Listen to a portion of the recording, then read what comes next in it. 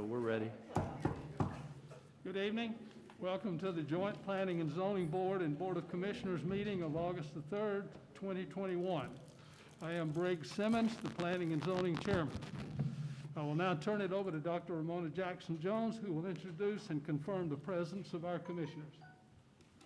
Thank you so much, Chairman Simmons. I'm Dr. Ramona Jackson-Jones, the Chairwoman of the Douglas County Board of Commissioners, and I will certainly introduce the Board of Commissioners tonight. We have, beside me to my right is District 2 Commissioner and Vice Chairman Kelly Robinson, and beside him is District 4 Commissioner Ann Jones-Guider.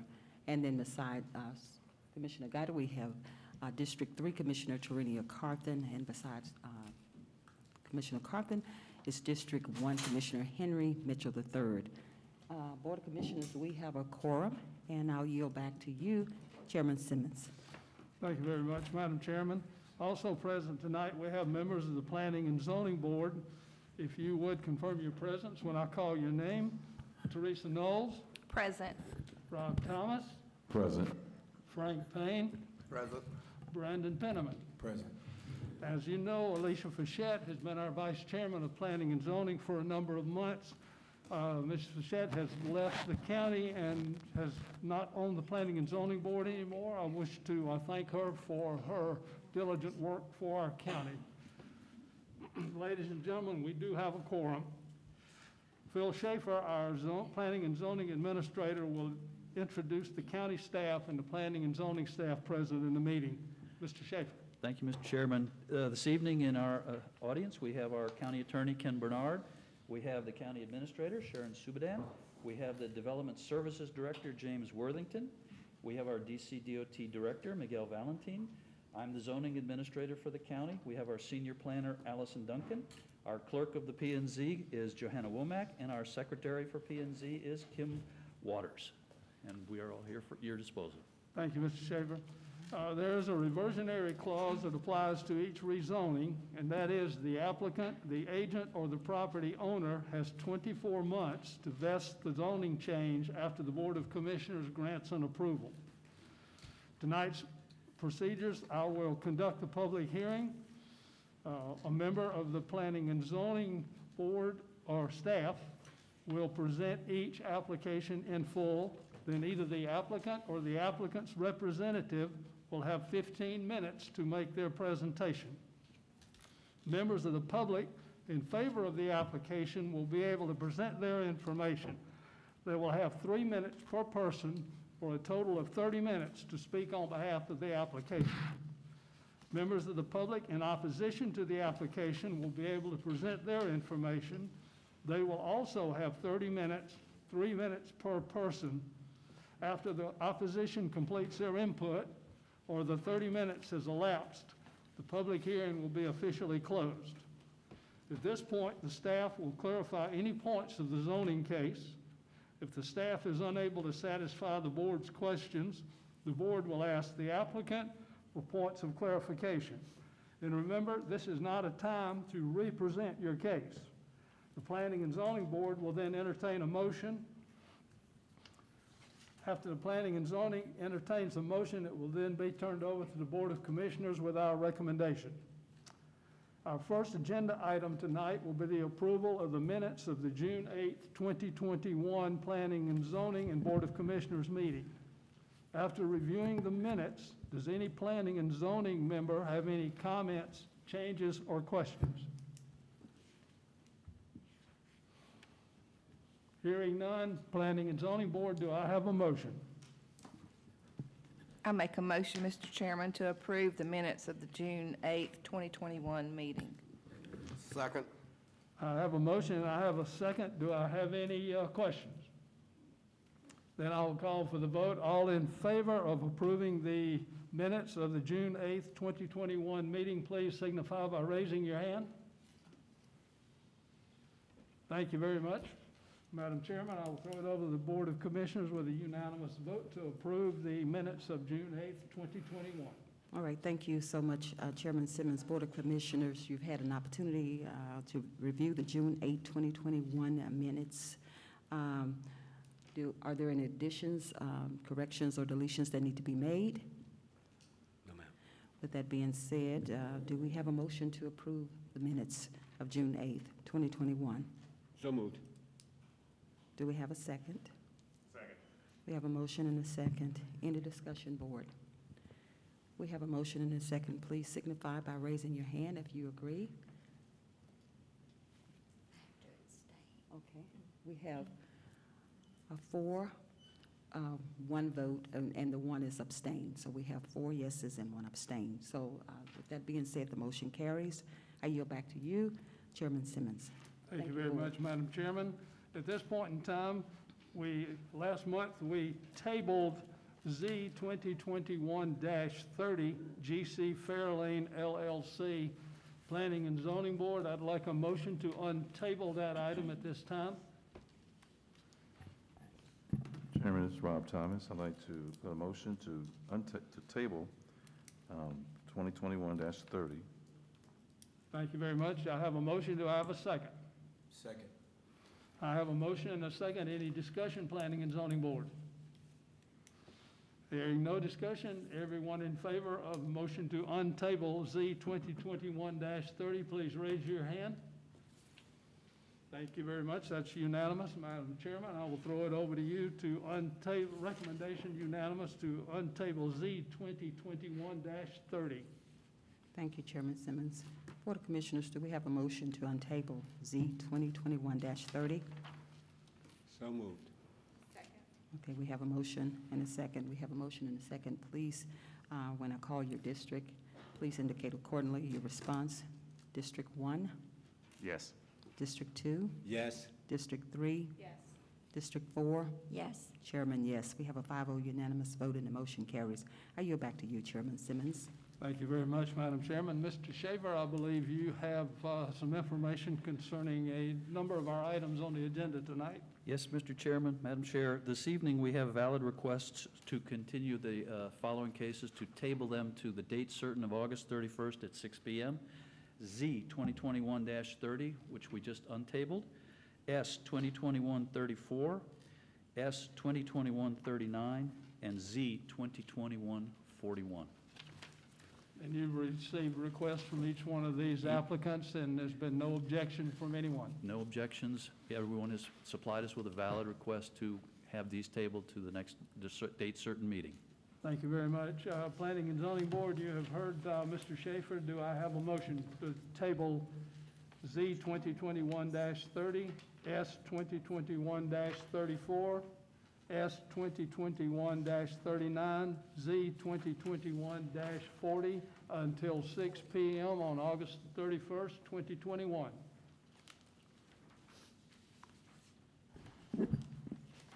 Point of order, I think it was, instead of Z 2021-40 to table, wasn't it? 41. Z 2021-41. 41, yes, I'm sorry. Thank you. Do I have a motion, Planning and Zoning Board? Mr. Chairman, I'll make a motion to table the items as noted.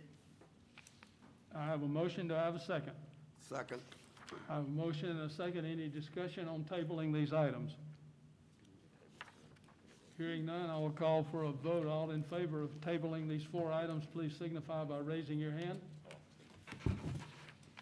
Thank you very much. Madam Chairman, I will throw it over to the Board of Commissioners to table the 4 items until 6 p.m. on August the 31st with a unanimous vote from Planning and Zoning Board. Thank you so much, Chairman Simmons. Board of Commissioners, at your pleasure, it has become before this body to table 4 items tonight, and I will read those off and then request your response accordingly. Do we have a motion, Board of Commissioners, to table Z 2021-30, S 2021-34, S 2021-39, and Z 2021-41? Do we have a motion? Madam Chair, I motion to accept the recommendation of the Planning and Zoning Board to table items as such stated. Second. Okay. I think I heard Commissioner Mitchell's voice first on the second. Okay, we have a motion and a second. Board, with that being said, when I call your district, please respond accordingly. District 1, Yes. District 2, Yes. District 3, Yes. District 4, Yes. Chairman, yes, we have a 5-0 unanimous vote and the motion carry. I yield back to you, Chairman Simmons. Thank you very much, Madam Chairman. I believe Ms. Allison Duncan has the next item on the agenda. Ms. Duncan, would you please provide the staff's finding and reports and recommendations, please? Yes, sir. Thank you. I believe I'll give it just a minute to make sure the slides are visible.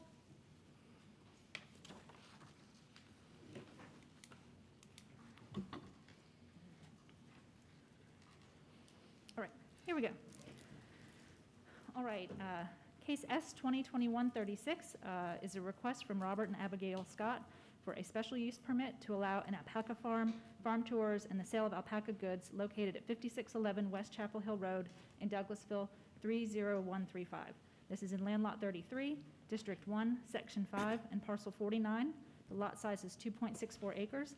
The application was signed by Robert Scott, and this is in Commission District Number 3. What you have before you here on your screen is the zoning map that shows the existing zoning in the area of the parcel. And this is an aerial image. You can see highlighted in red is the subject parcel. Staff had performed the analysis in accordance with the Unified Development Code, and we do find that the criteria in the Unified Development Code substantially supports the request for the special use permit. Therefore, the Planning Department is recommending approval of the request to allow the keeping of alpacas as an agricultural use, and the Planning Department is recommending approval of the home occupation as a cottage industry maker-micro business on the property. This will include the manufacture of goods and crafts from alpaca fiber, the conduct of farm tours, and educational programs related to alpaca farming. The Planning Department is not recommending approval of the use of the property for special events from the home. So we recommend the following conditions of approval for the agricultural use and the home occupation for a maker-micro business, farm tours, and educational events. Condition number 1, the applicant will have 3 months from the date of approval, which will be November 2nd, 2021, to have submitted all plans, applications, and permits for any improvements required by the Environmental Health Department and/or the Water and Sewer Authority. The applicant will have 6 months from the date of approval of the special use permit application, which will be February 1st, 2022, to have installation of any approved improvements as required by the Environmental Health Department and/or the Water and Sewer Authority, and the applicant will be required to meet all other environmental health requirements, including well water testing and food service licensing, if applicable. And then any required public parking area must be gravel and must be approved by the Douglas County Engineering Department. It must meet inspection no later than November 2nd, 2021. And that concludes my report. Thank you very much, Ms. Duncan. For the applicant or the applicant's representative, please come to the podium. You'll have 15 minutes to make any presentation that you like for us. Before you start, if you would state your name and address for the record. Sure. Good evening. I'm Robert Scott, and this is Abigail. And really, our presentation consists of, we agree to, to not belabor the point or anything. We have no objections to what was just presented. Okay, if y'all would just take a seat there for a minute, I will open the public hearing on the matter. If we have any questions, we will call you back. Excellent. Thank you. Thank you. I'll now open the public hearing on this matter. Anyone wishing to speak in favor of this application, please come forward, state your name and address for the record, make whatever comments you would like. You would have 3 minutes for a total of 30 minutes if more than one person wants to make a presentation. Am I considered a member of the public? You're the applicant. Well, seeing none, I will now open the public hearing for anyone wishing to speak in opposition of this application. If you would like to speak in opposition, you would have 3 minutes per person for a total of 30 minutes. Please step forward to the podium, state your name and address for the record, and then make your presentation. My name is Ron Watson. I live at 5840 West Chapel Hill Road, about a half a mile from the property that is being considered. My concern is about the traffic. I assume that the county has studied that traffic area, and West Chapel Hill Road is very congested, but especially on the weekends and on Saturday with cars as well as motorcycles, especially because they like going up the curvy road. And I don't know anything about an alpaca farm, so I don't have any address to that thing, other than I'm concerned more about the traffic and the time to get here and get by it, especially parking on the side of the road. I know that said, heard just a few minutes ago that they're going to gravel a parking lot, I guess, inside their gate. That was my biggest concern. That's all I have in my presentation. Okay, thank you, Mr. Thank Watson. you. Parking will not be allowed on the road in the public right-of-way by code. Anyone else wishing to speak in opposition to this application? Hearing none, I will close the public hearing at this point in time. Planning and Zoning Board, do you have any questions of the applicants or of Ms. Duncan? My name is Frank Payne, and Mr. and Mrs. Scott, how many alpacas do you plan on having at your location? 5. 5? 5 currently, with a potentially maximum of about 12. There's some pretty standard guidelines, at least, in that the alpaca industry, for how many animals you would safely put on a given parcel of land. And so that works out to between 12 and 16, so we kind of go towards the more conservative end. So we would start with 5 and perhaps add 3 next year, and it all depends on how we feel. We'll be working with USDA in the EKIP program, the Environmental Conservation Program, which will help us work through that in terms of sustainability and of the land and not causing issues.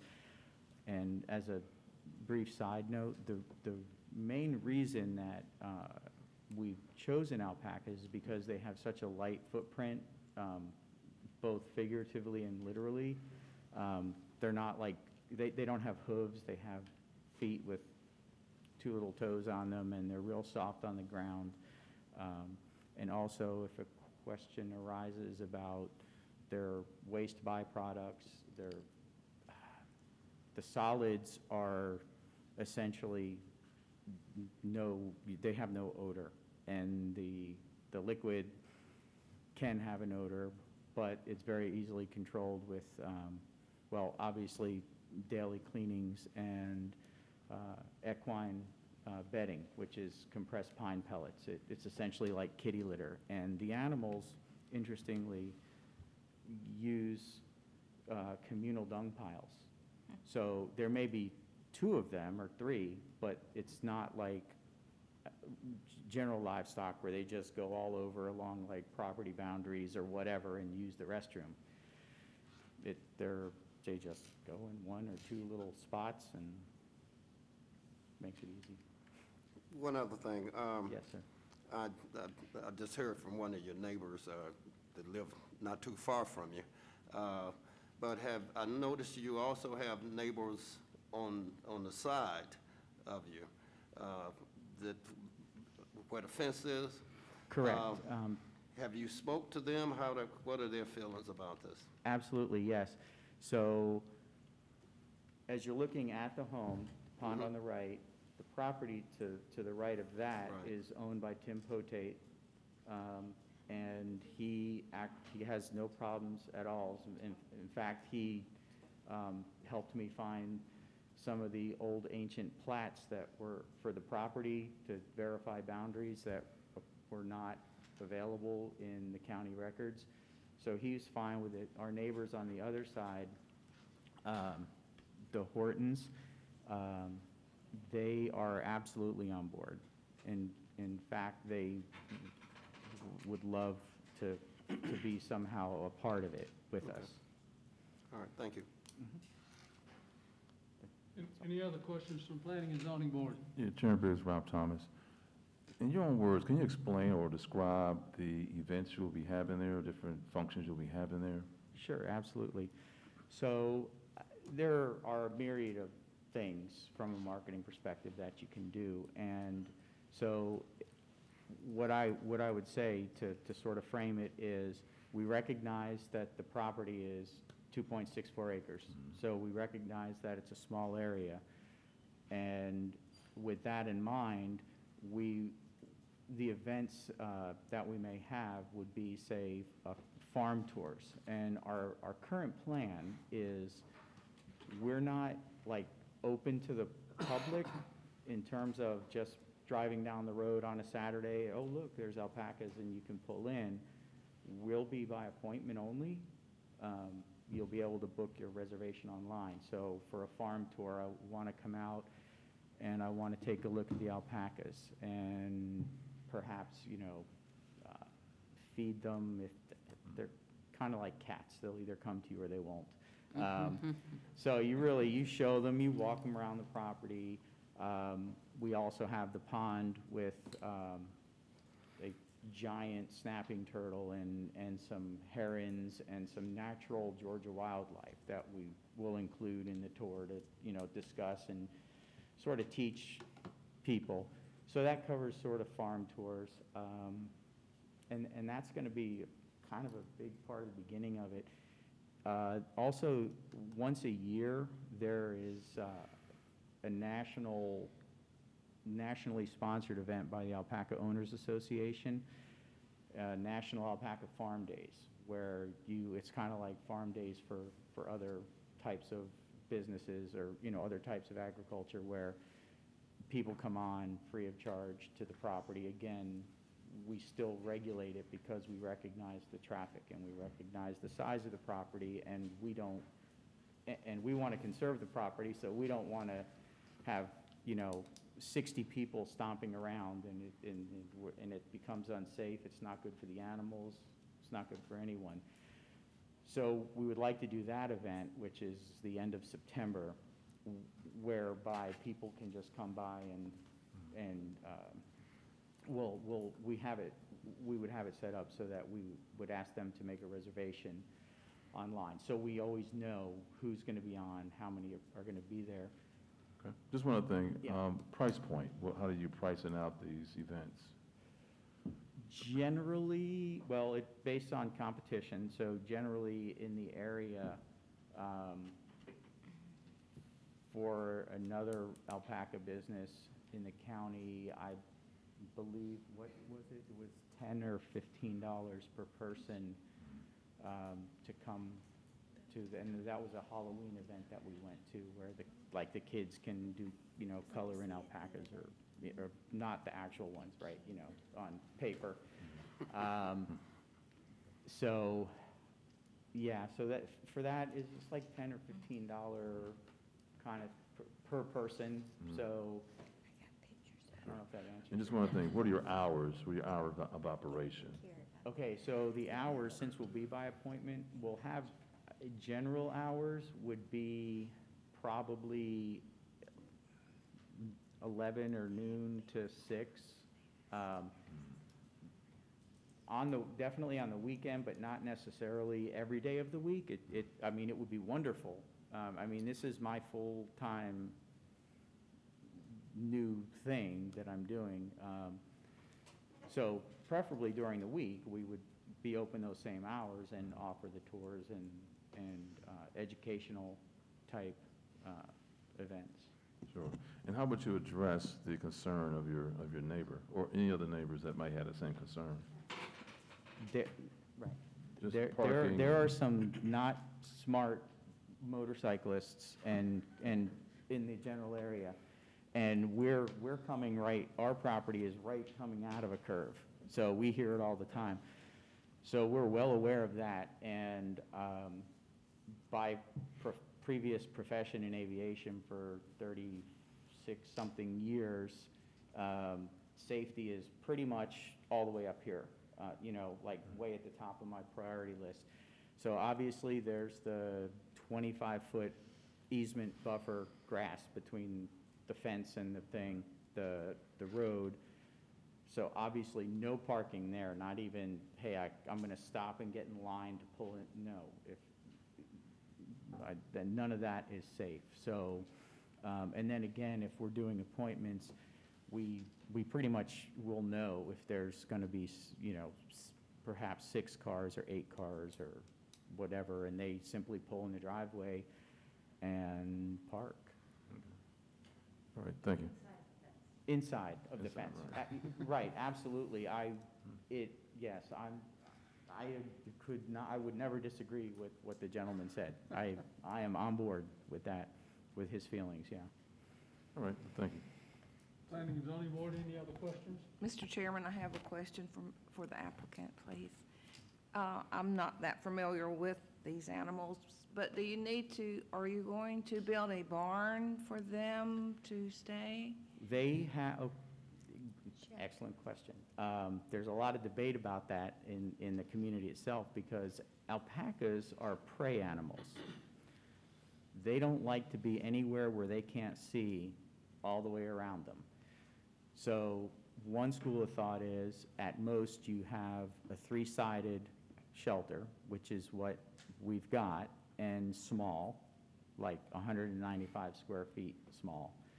And that's mainly for getting them out of the rain or if there's a storm or the oppressive heat, like, like there's like a giant fan that would be blowing down on it.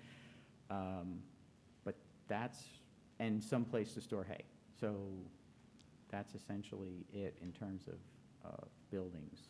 So when you shear the animals, do you do those inside the 3-sided You structure? can, however, we have a detached building that was built with the house, when the house was built, that is insulated with HVAC in it, and that's really the ideal spot where you would walk the animal in so they're cool and calm, but you don't have to.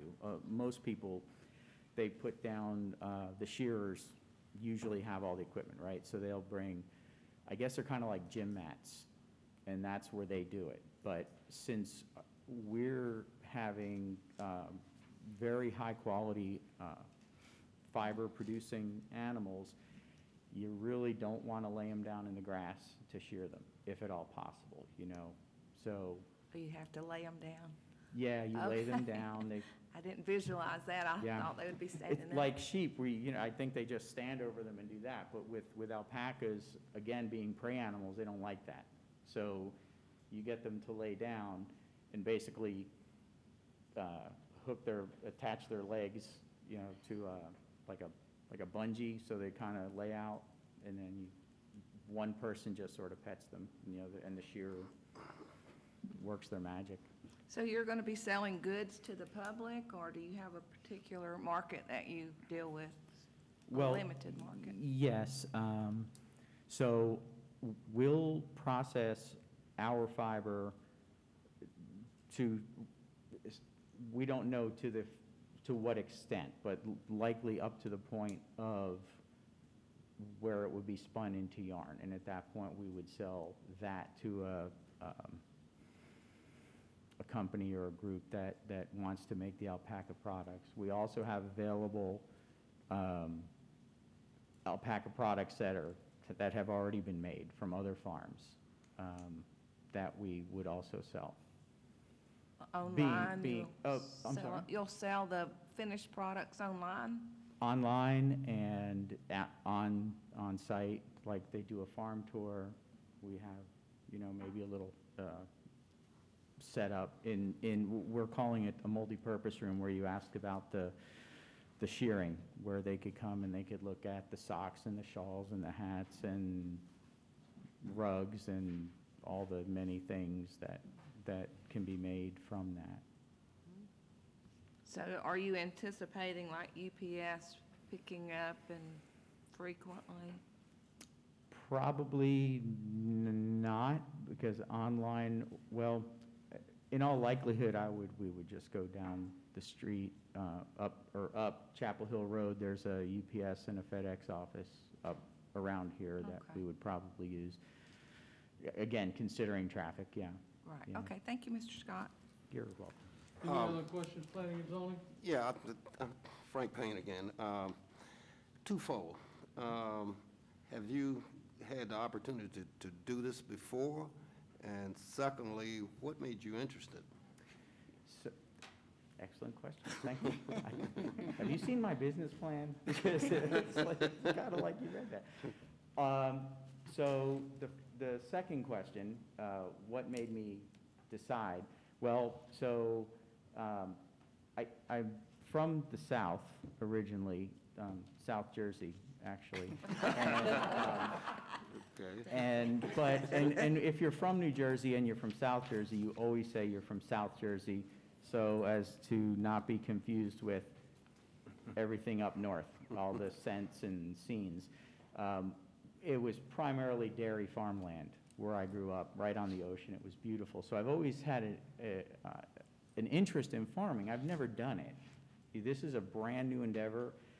For me, I've been doing my research and taking some UGA classes for, what, about almost a year now, right? To get up to speed. And so why is, well, because of the pandemic, I was given an offer I couldn't refuse on retiring from my current job.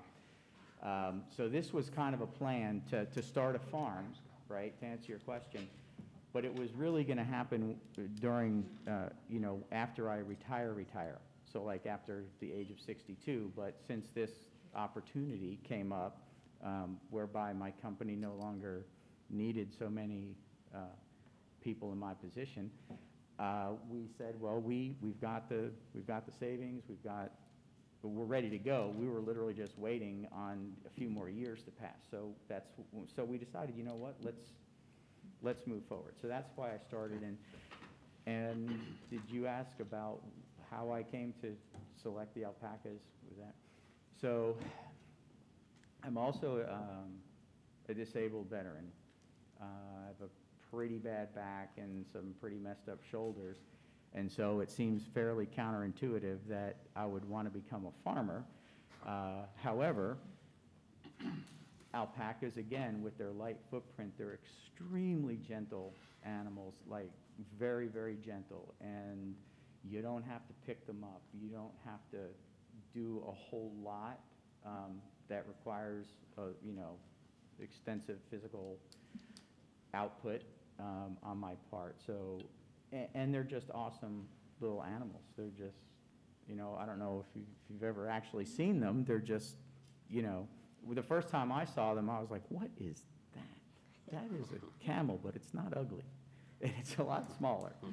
So anyway, so the alpaca became the obvious choice because within my limitations, and I also was working through the Veterans Administration, through their vocational rehabilitation and employment program for this, and of course, they sign off on, talking to all my VA docs, and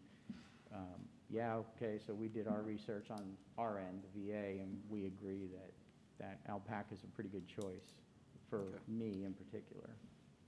Good, thank you. Any other questions, planning and zoning board? Hearing no other questions. Mr. Scott, while you're there, you have heard the 4 conditions read into the record. Are you in agreement with those 4 conditions? Yes, in that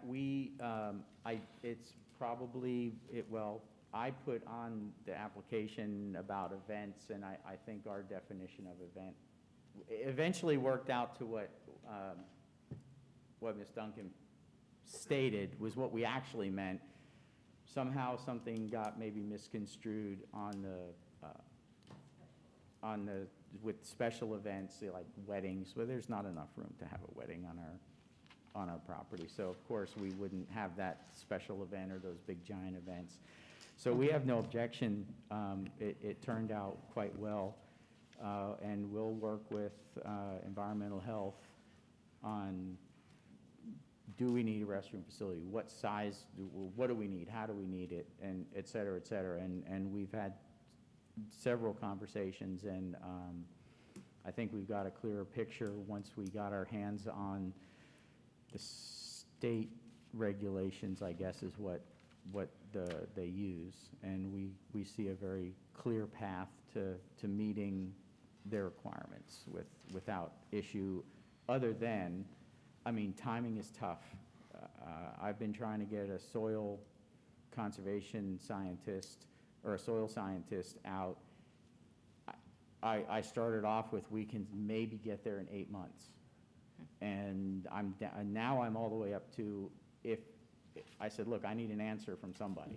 And, one of your, talking to different companies, and a guy said, well, if you're gonna hold me to a fire, I'll tell you at the absolute outside best, the middle of September. So that's really what and it's all pandemic driven, unfortunately. It's just ongoing. But, as long as we can work with the agencies and we'll get through it. Okay. As long as you agree with the conditions, if something happens as far as the timeline goes, I'm sure the staff will work with you. Right. That should be no problem. Yeah, absolutely. Okay, if y'all will Absolutely. take a seat, we Sure. will, Planning and Zoning Board, you have heard the information. Do I have a motion on S 2021-36? Yes. I'm sorry, Madam Chairman. I know it's Throw been. it over the Board of Commissioners. Thank you so much. I know it's been a It's been a while, couple of Chairman. months. Yes, it has. All right. Board of Commissioners, do you have any questions at this time from Mr. and Mrs. Scott? I saw Commissioner Guyder's hand first. Commissioner Guyder? Well, Mr. Scott, I'm probably the only one on this board that has been to an alpaca farm, and they are lovely little animals. I've even got pictures on my phone here. Since they don't have the front teeth, the upper front teeth, they don't bite. And Correct. one actually was gentle enough to take a carrot out of my mouth. Right. But They would do that. their farm, this is a farm here in Douglas County on Doris Road, and they have a lot more property. And the only thing, you said you're gonna have 12. Now, they had a baby that Mhm. was just a few weeks old. Right. And what are you gonna do as your flock grows? Another excellent question. We will be an all-male farm. Well, that answers that. So, I mean, it's 2021, but I think that, seriously, yes. They're all male animals. And yes, so they've got, Will they fight? the boys will fight until their will to fight is taken away from them. Okay. Okay. So, yeah, so they'll fight each other. They have, the males have fighting teeth, 2 on the bottom and 1 on top, and they go after the other boys to try and, make sure they can't reproduce anymore. I didn't So- see any fighting while I was Right, there. well, so what they do is they file them down, and you file them down twice, and then they don't grow back again. And then the gelding part, if you're not gonna allow them to breed, Uh-huh. which is not our plan currently, Yes, then we you're know. gonna geld I them think in we know. yeah. But if you do breed them, generally, the male goes to the farm that has the female. So Okay. nothing actually happens or grows or whatnot on, I was very impressed with their gentleness because we actually got in the gate with them. Right. And they all came around us. Of course, we had carrots in our Mm-hmm. hands. But they were just amazing animals, and each one of them had a different personality, and they had They do. already been sheared for the year, but, except for their hairdo. yep, the little And, poof on top or whatever, yeah. But I was just concerned about the number. Right. On such a small parcel. Right, so How many, what kind of food? Do they graze? I can't remember. okay, so the size of the property question, so I know LNR has 25 or 40 acres, but they only use up to 5 for their animals, and they've got 30, they've got a lot more animals than us, so I guess if you break the math down, it's similar, Yeah, they had maybe? several different Yeah, pastures, They I have guess. different pastures, and so when I brought up earlier about working with USDA, and it's actually I always say their initials wrong, is it NRCS, and their program, they'll help us develop individual pastures for rotation, so that's, okay, so for food, they eat hay. Hay, They okay. prefer orchard grass, which is, there's a supplier on Fairburn Road, a horse ranch. So there's hay, they'll eat the hay. They will also, and they can eat the hay and be on what's called a dry lot, which is basically dirt, Okay, and that's where they stay. That's not our plan, because even though it's a small property, it's all beautiful and delicious to animals, grass. So we'll pasture them, so they'll eat the grass that's growing, they'll eat hay that we supplement, and then they have like alpaca feed, which is like a quarter of a cup per animal per day. I That just goes understand. in a feeder. I was just concerned about Sure. what if your flock grew, but since you're saying Okay. it's all males, and so, It's only gonna grow if we were to Okay. add another one, as we had. all right, well, Said with it. that, I yield back. Okay, Thank thank you you. so much, Commissioner Guider. Vice Chairman Robinson, you were next, and then I saw Commissioner Carthen next. Vice Chairman Yeah, Robinson. I'll let her close. All right, so, good afternoon or good evening, for that matter, to everyone. It is so great to be back here, live and in person. For me, engaging citizens, whether it's applicants and whomever, there's nothing like high touch, to feel the presence, to feel people. I can appreciate technology and its convenience, but I'm a human. I'm a person, and I don't like avatars. So with that being said, there's so much richness in as they say, God's creations versus what we create, right? There's a difference.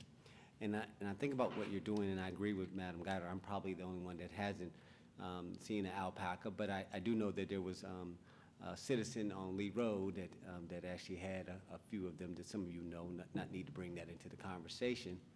But I watched at the time that where a Publix went in.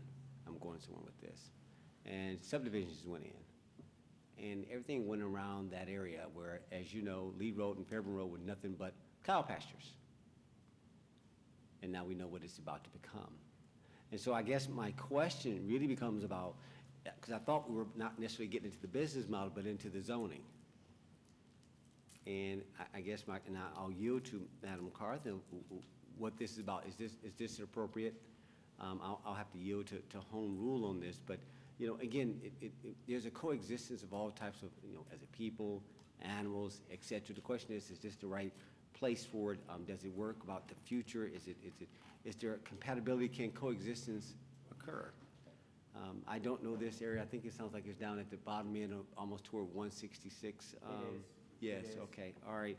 So you said that your neighbors are comfortable. If they've got peace, I've got peace. If Madam Carthen's got peace, I've got peace.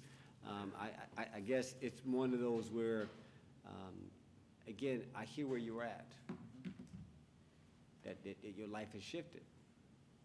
I get disability. I get veterans. I mean, I understand what all that means of life, right? And nobody can question you on why you do what you do, because you can. And I applaud you for your shift in life, and it doesn't have to be according to a certain plan, or at least someone else's plan. So again, I'm happy to be back in school in essence, so it's that first day questions. I don't have much. I want to go ahead and yield to Madam Carthen because she actually has home rule. Madam Chair, I yield. Thank you so much, Vice Chairman. Commissioner Carthen, you have the floor. Thank you, Chairman Jones. Good evening, Mr. and Mrs. Scott. Good evening. Thank you, first off, for your service to our country. I appreciate it. My first question to you is in regards to your hours of operation. Can you speak to us about that? Because of course, the times that you operate may help your neighbors to understand what the traffic congestion could potentially look like.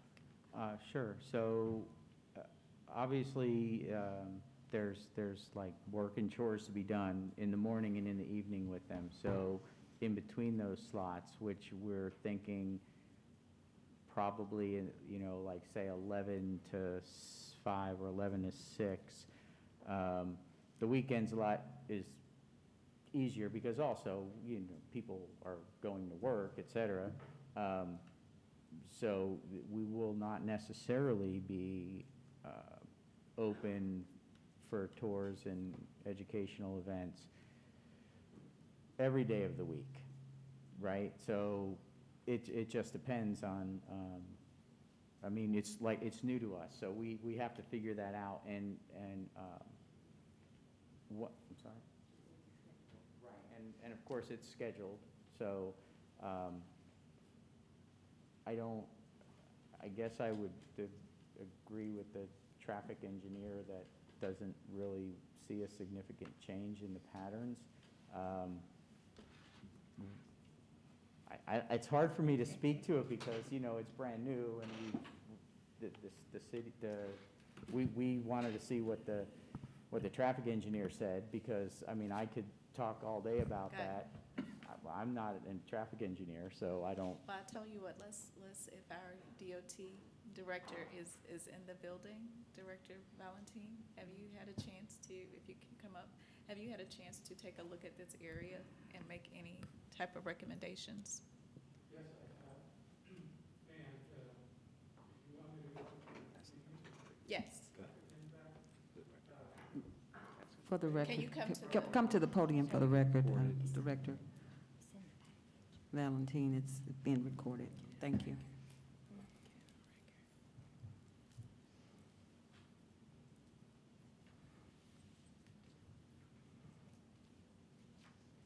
Good evening, Commissioners and Good evening. members of the board. Yeah, the applicant, the volume of traffic that is likely to be generated by this application is not significant enough to change the pattern in that area. Okay. So, So minimal impact is what we're. yeah, and essentially the fact that there is quite a bit of traffic already on that road, and relatively speaking, you're adding a few more to what's there. So the impact is not that significant based on what they're proposing. Okay. Thank you. I hope that helps the neighbors who, you know, we're thinking that this may add more traffic to that area. And I do know that West Chapel Hill Road has significantly grown even since I've been in the county. And coming around that curve right before you hit 166, it seems like everybody hits it real hard, and then they're right at 166 in the stop sign. So, you know, we do want to encourage safety if this passes.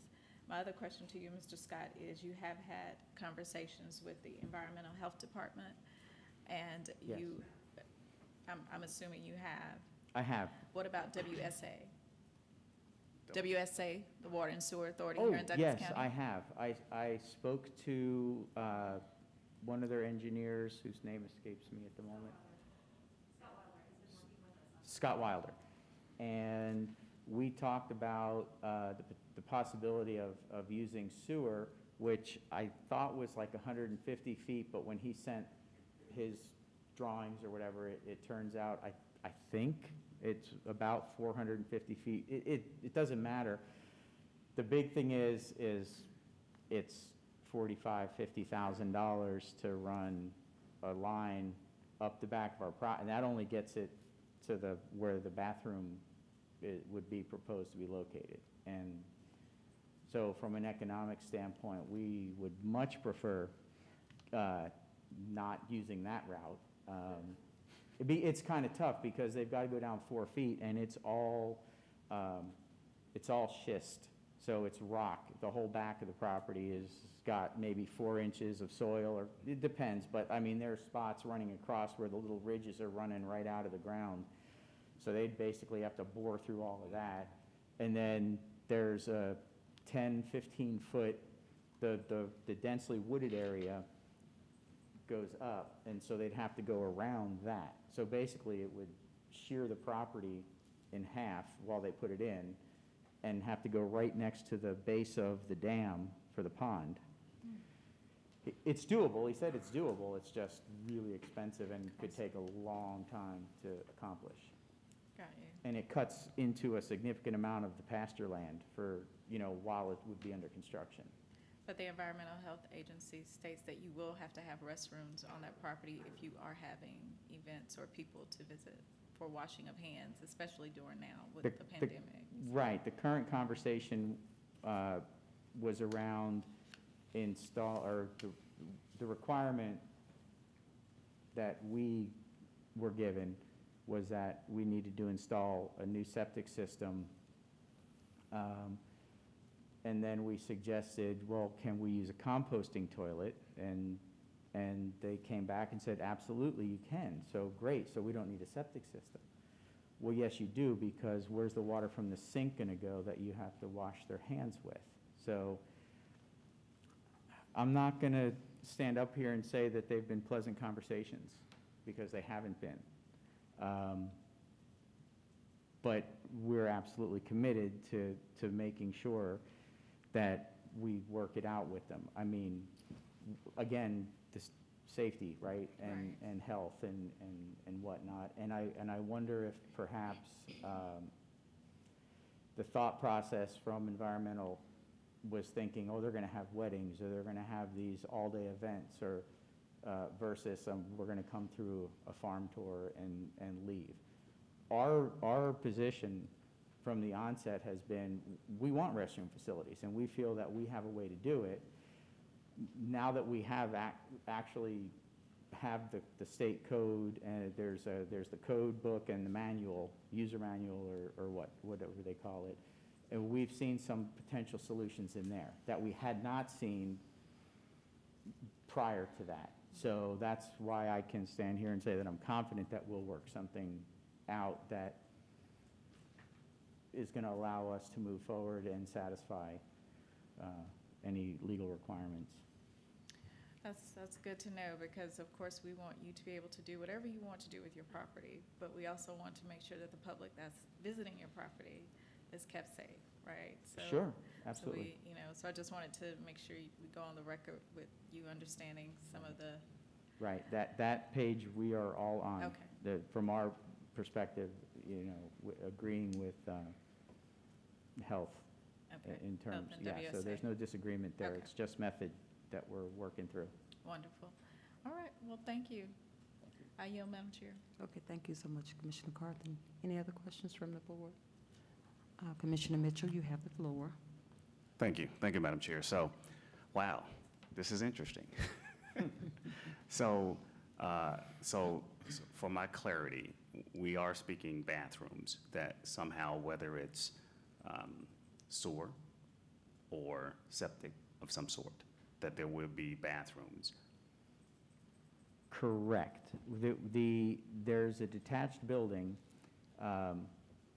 that has been built out for a bathroom, but then they never stubbed it for whatever reason. So we know where the facility is going to be. No discussion of ADA has come up in other than we think that well, I think Allison, Ms. Duncan mentioned that, I believe, that there are going to be some ADA requirements. So I've really been focusing my research there while we work through the nuts and bolts of the other stuff. And so we'll have no problem meeting an ADA requirement, which essentially is the bathroom's got to be so many inches deep, and I think 58 or something inches wide. You have to be able to They'll get you all the details, trust me. Yeah, I'll have all the details. So I've been yes. looking into that, and so the location of the restroom is set. That's not a problem. We just have to work through, again, like I said, the nuts and bolts of where's the waste going to go? Right. Or how's the waste going to go away? And Well, but I just wanted to make sure so the general public can kind of hear that there will be bathrooms somewhere within that, whether it's where you're speaking of or somewhere. Right. And how the waste goes and where it goes, Right. whether it's septic or Right. sewage. Right, and while we're working through that, I mean, we have bathroom in the home, so say, you know, little Johnny or whoever comes out to do a tour, and he's like, I can't wait, Mom, I gotta go. Well, we have Go a ahead. we have a restroom in the home. Got it, in your home. So we're not, like, you can't do that or whatever. Understood, We're fine. understood. Okay, I'm just asking. Now, the fiber, the shearing and all that good stuff, now, I'm not familiar with this. I'm just trying to understand.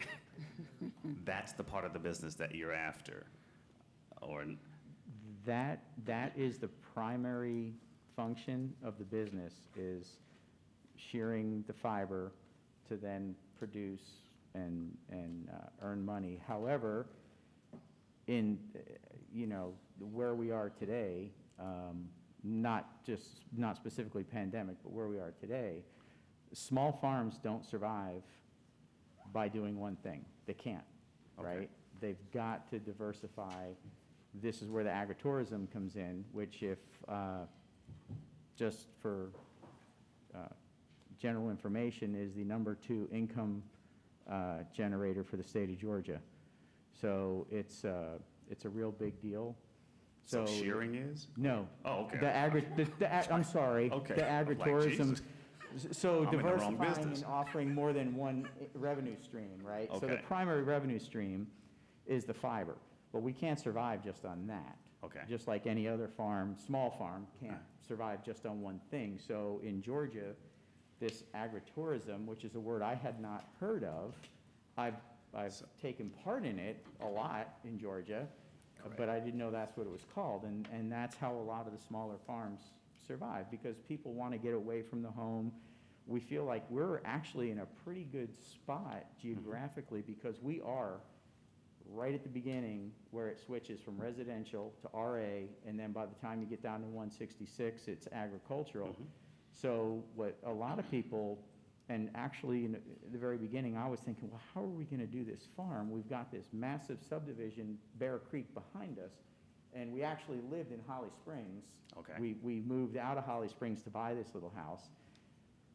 Well, actually, that turns out there's a whole bunch of people that get to learn something new.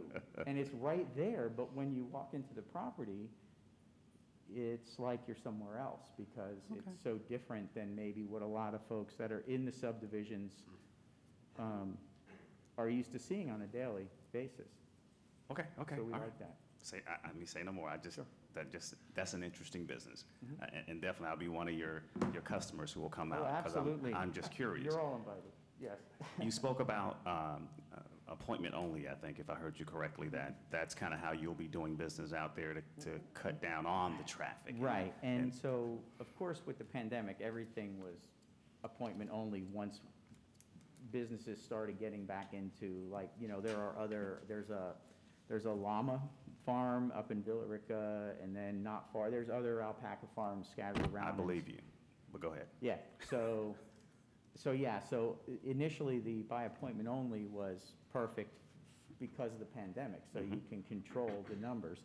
But very quickly, as we're looking at that, we added that in to part of our base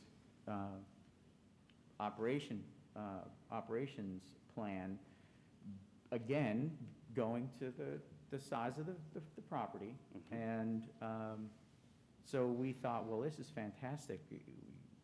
We'll just do a by appointment period, so that people aren't driving up and, to your point, Sarah, pulling off the side of the road onto the easement area, which is like really dangerous. I mean, if we have to, or if we're allowed to, we'll have signs or something, you know, to make sure that people just don't pull up. And there'll be private property signs and no, do not park here. Don't Right, open no the gate. off-site, they got to Yeah, park on I mean, your. we're not going to turn it into like, it looks like a penitentiary, which would then become an Right. eyesore to Okay. people that live there. But yeah, so we plan on managing it, and we really like the idea of the appointments, for that being one of the reasons. We control. So when I say, okay, we're going to have a farm tour Wednesday at 1, when I set that in my Squarespace website, right, in my events, I can say, I can have 10 tickets. Understood. And then once they're gone, sort of the thing. Well, I just want to say to you and Mrs. Scott that I think this is great for Douglas County. So I really appreciate you guys choosing us and choosing Douglas County to do something Quite well. like this, which looks and appears to be very interesting. I've kind of been over here Googling and trying to find out, like, okay, what are we really looking at here? So, Yeah. but I think you guys are in a great space. It just baffles me to say that there are quite a few people out that would like to come to this type of a farm and see these types of animals. And hey, good luck, and thank you for Thank you. choosing Douglas County, though. You're absolutely welcome. You got it. We love it here. You got it. Thank you. I yield back, Madam Chair. All right, thank you so much, Commissioner Mitchell. If there are no further questions from this body, I'll yield back to you, Chairman Simmons. Thank you very much, Madam Chairman. Planning and Zoning Board, you have heard the presentation from the zoning staff. You have heard the presentation from the applicants, the questions and answers. Do I have a motion? Chairman, it's Rob Thomas. I make a motion to approve application 2021-36, a request for special use permit for keeping of alpacas as an agricultural use in home occupation as a cottage industry maker micro business, to include the manufacture of goods and crafts from alpaca fiber, conduct of farm tours and educational programs related to alpaca farming, with the following, with all the conditions that were read in by the staff. I have a motion. Do I have a second? Second. I have a motion and a second. Planning and Zoning Board, do we have any discussion? Hearing no discussion, I'll call for the vote. Planning and Zoning Board, all in favor of a motion to approve application S 2021-36, please signify by raising your hand. Thank you very much. The motion passes unanimously. Madam Chairman, I will throw it back over to the Board of Commissioners with a unanimous recommendation to approve S 2021-36. Thank you so much, Chairman Simmons. Board of Commissioners, you have heard all the questions and answers. Do we have a motion to approve? Madam Chair, I make a motion that we approve the recommendation from the Planning and Zoning regarding applicant S 2021-36 with the included recommendations as read in by the staff. Second. Okay, we have a motion and a second. Any discussion, Board of Commissioners? We have a motion and a second. When I call your district, please respond accordingly. District 1, Yes. District 2, Yes. District 3, Yes. District 4. Yes. Chairman, yes. We have a 5-0 unanimous vote and the motion carries. Thank you and congratulations. I yield back to you, Chairman Simmons. Thank you, and best of luck to you, Mr. Scott. Mr. Schaefer is going to present the next item on the agenda, Z 2021-37. Mr. Schaefer. Mr. Chairman, I'll let the slides come back up so we can get coordinated on the slideshow. There we go. The request this evening from Jim Chapman Communities, Inc. is a request to rezone from residential agricultural to PRD, which is a new planned residential development district for an age-targeted community located on Maroney Mill. The property is located on the north side of the road. The site is partially developed with couple of single-family homes right now and mostly wooded. As far as the northern section of the property, it is got some constraints as far as Gothard's Creek, and there's some Gresham Lake on it, so the site development plan is a little bit constrained. Staff has looked at this. It's proposing to construct 223 rental cottage homes. So this is going to be a single parcel of ground with 223 homes on it in an attached product that will all be for rent. It's a little bit different business model than we're used to seeing, so we can ask the applicant to perhaps explain a little bit more about how that works. The development, of course, will be providing the normal amenities that any subdivision would be providing as far as the clubhouse, pool, the kinds of things that we normally require in a subdivision property, but this will just be one lot with 223 units on it. Some of the units will have a single-car garage. Some of the units will have a double-car garage. There'll be 2-bedroom units and 3-bedroom units, and they'll be for rent. As far as the zoning criteria, We reviewed it against the criteria for rezoning this to PRD. It does meet the most important one, which is sewer is available across the street, literally up the street from this development site. And that's one of the main criteria for being allowed to go into PRD. Staff is recommending approval of the project with the condition that the applicant shall submit to the Development Review Committee, DRC, for review and consideration the specific site development and access management plans to address the development standards in the UDC and the concerns and requirements expressed in the specific agency impact statements reviewed in this staff report dated August 3rd, 2021. I would simply point out the zoning right now is RA, surrounded by a number of other RA properties. The gray at the south is in fact City of Douglasville, so that you can see it is adjoining across the street from the City of Douglasville. That was one of the other criteria that we met. As far as the site, you can see that the tree cover is quite extensive with a couple of single-family homes already on the property. This is a layout of what they propose to build, and that's a little close-up of it. So you can see that there's 54 two-car garage units, 169 one-car garage units for 223 total.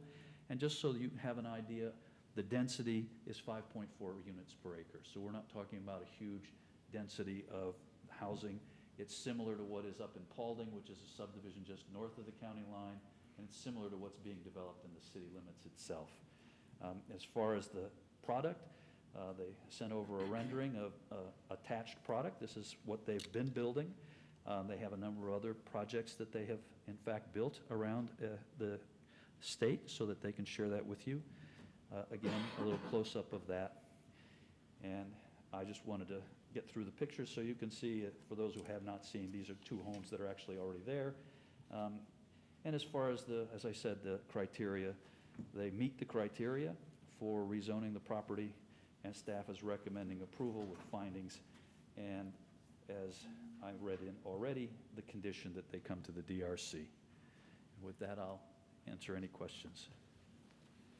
Thank you very much, Mr. Schaefer. If you would Yep. take your seat with the applicant or the applicant's representative, please step to the podium, state your name and address for the record, and you have 15 minutes to make your presentation.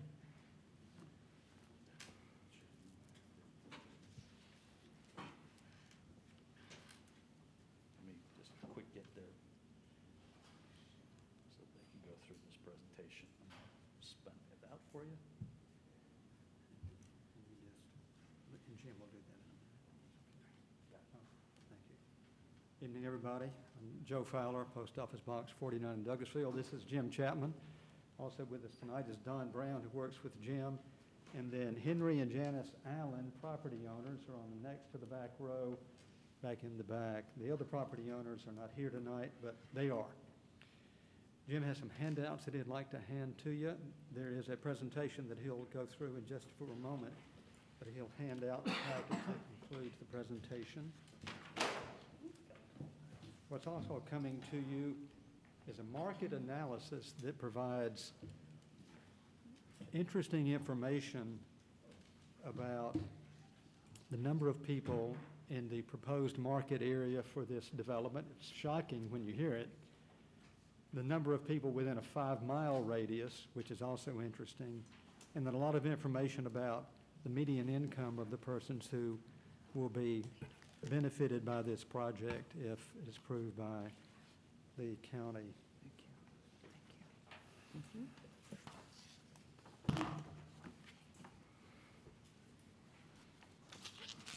Look.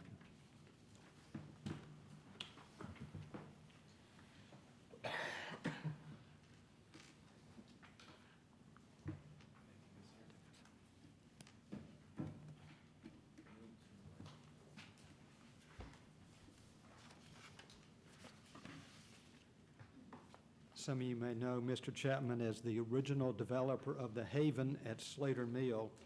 That's the property on old Claude Abercrombie's property on Slater Mill Road. That project that Jim began years ago has been very successful. It is an active adult 55 and over community with about 80 attached homes. Like the project that is proposed on this 41-acre site on Moroni Mill, It is a maintenance-free ranch and quad community. That's the Haven, but it's like what you'll hear about in just a few minutes.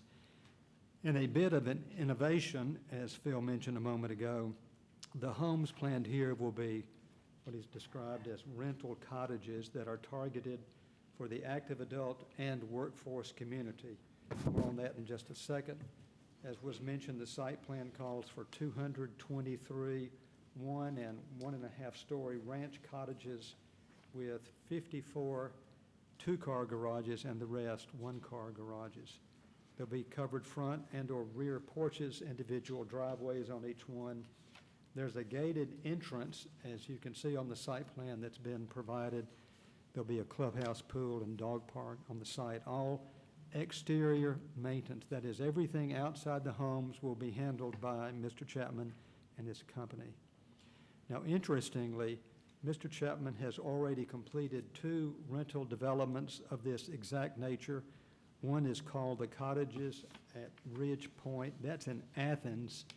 And the second is the Cottages at Dawson Ridge in Dawsonville. All of the units in the Athens and Dawsonville projects are fully rented at this point. And actually, the Dawsonville project was begun in September of last year. And it's already rented up entirely. 216 in Athens, 193 in Dawsonville. 100% either pre-leased or fully rented. But I'll also note that he has obtained approval for this exact project that's before you now from Villa Rica, Canton, Hampton, Newton County, Fort Oglethorpe, and in Columbia, South Carolina.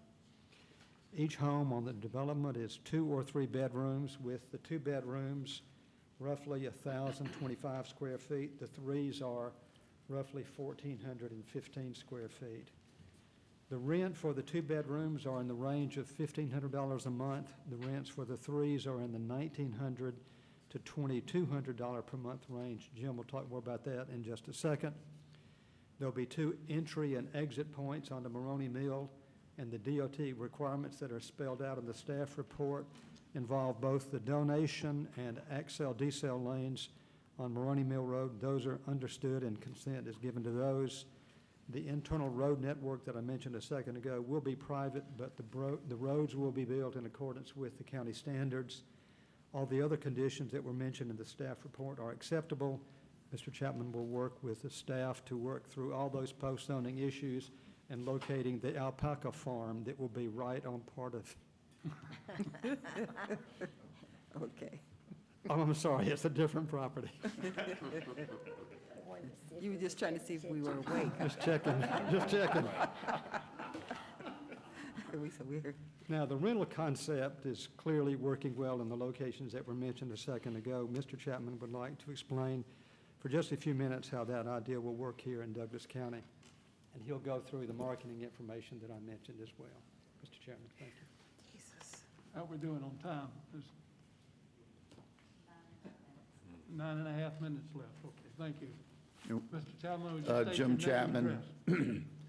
Jim Chapman, 1956 Realmore Row, Smyrna. I think I wrote my address down as my office, but thank you. Well, I never thought I'd learn so much tonight outside of my own business about alpacas. I know. It's amazing. So I hope I'm as entertaining. I've been building here in Atlanta for over 23 years on my own. As Joe said, I originally, about 15 years ago, my first age-restricted active adult deal was here in your community, the Haven at Slater Mill in Douglas County. Bought that from your former sheriff, Claude Abercrombie. Turned out to be a very good community over time, weathered the downturn, and I actually drove through it earlier. It still looks pretty good. So this community is very similar to that, as Joe alluded to. So the first, well, I hope I'm going to be able to do this presentation. Oh. We'll need the slides. Just let her know you need the slideshow back. There you go. You're up. Okay. Can I push the arrows myself? Okay. So the first couple of pages of this presentation, I'm a paper person, so I thought I'd hand you out piece of paper, are just some shameless self-promotion about myself and my business. My background, some of the leadership positions I've held in the Home Builders Association. I'm currently president of the State Home Builders Association of Georgia, and I was president of the Home Builders Association of Greater Atlanta 3 years ago, just merely to prove to you or to try and indicate to you that I'm not a fly-by-night developer builder, that I'm serious about my craft. Some of the awards we've won, a number of Builder of the Year awards and Community of the Year awards. I take this, what we do and the quality at which we perform it extremely seriously, and I hope this proves that to some degree. I won't bore you with several of these pages about build-to-rent communities. There is a tremendous number of individuals, anywhere from, call it 25 to 95, that occupy my communities, and I have statistics in here to prove who they are and what they are, economically, et cetera, who desire to rent and rent more of a maintenance-free lifestyle, where we will handle everything from changing a light bulb to the heating and air filter, et cetera. They want to lock and leave at 25 or 85. They do not want to mow grass. They may or may not have a down payment. They may actually, for a home, they may have the cash flow to afford a home, may not have the equity to afford a home. They may actually own 2 homes in other states, but they have here in your county an adult child and grandchildren. They do not desire to buy a home in your community. They'd rather rent one and be here part-time and see what I call the golden ticket, which is the grandchild.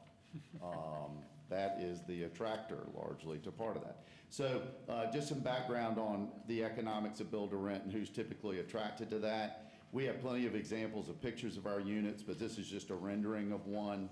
They are, as Joe alluded to, 1 1/2 story ranch cottages.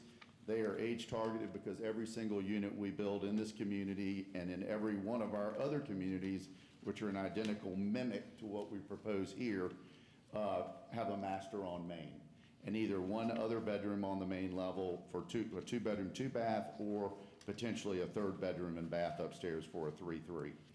I've already mentioned the lock and leave lifestyle. I also want to note that Jim Chapman Communities and my staff will serve as the general contractor. We do not farm that out to another GC. We actually develop all the lots ourselves and hire the contractors to do that, as well as building the houses. You won't see me there every day. That would be ridiculous, but I am there a fair amount, and I am ultimately in charge of what happens at that site. Our target market is active adult, seniors, and what I call a high-level workforce. These units are not low-income housing tax credit. They are not Section 8. They actually will command a premium rent compared to anything you have in your market. I say that confidently because I have in other markets I've done this. We attract to your market and keep within your market the people I think that you want living and working here in your community in Douglas County. The cottages at Ridge Point, as Joe alluded, was my first example of this, 216 units. I sold this in February to J.P. Morgan, who manages it for an AT&T pension fund. A couple of not fly-by-night groups, very interested in maintaining the quality of the product. They are currently 98% occupied. It's identical to what I proposed here. One thing I'll note is that we build something called the All Program Standard. So all my units will have a 0-step entry from the garage into the home. So if you're handicapped or just don't move well, there's a 3-foot wide door and a 1/2-inch threshold so you could run a wheelchair over it. As well as all the interior doors are 3-foot wide.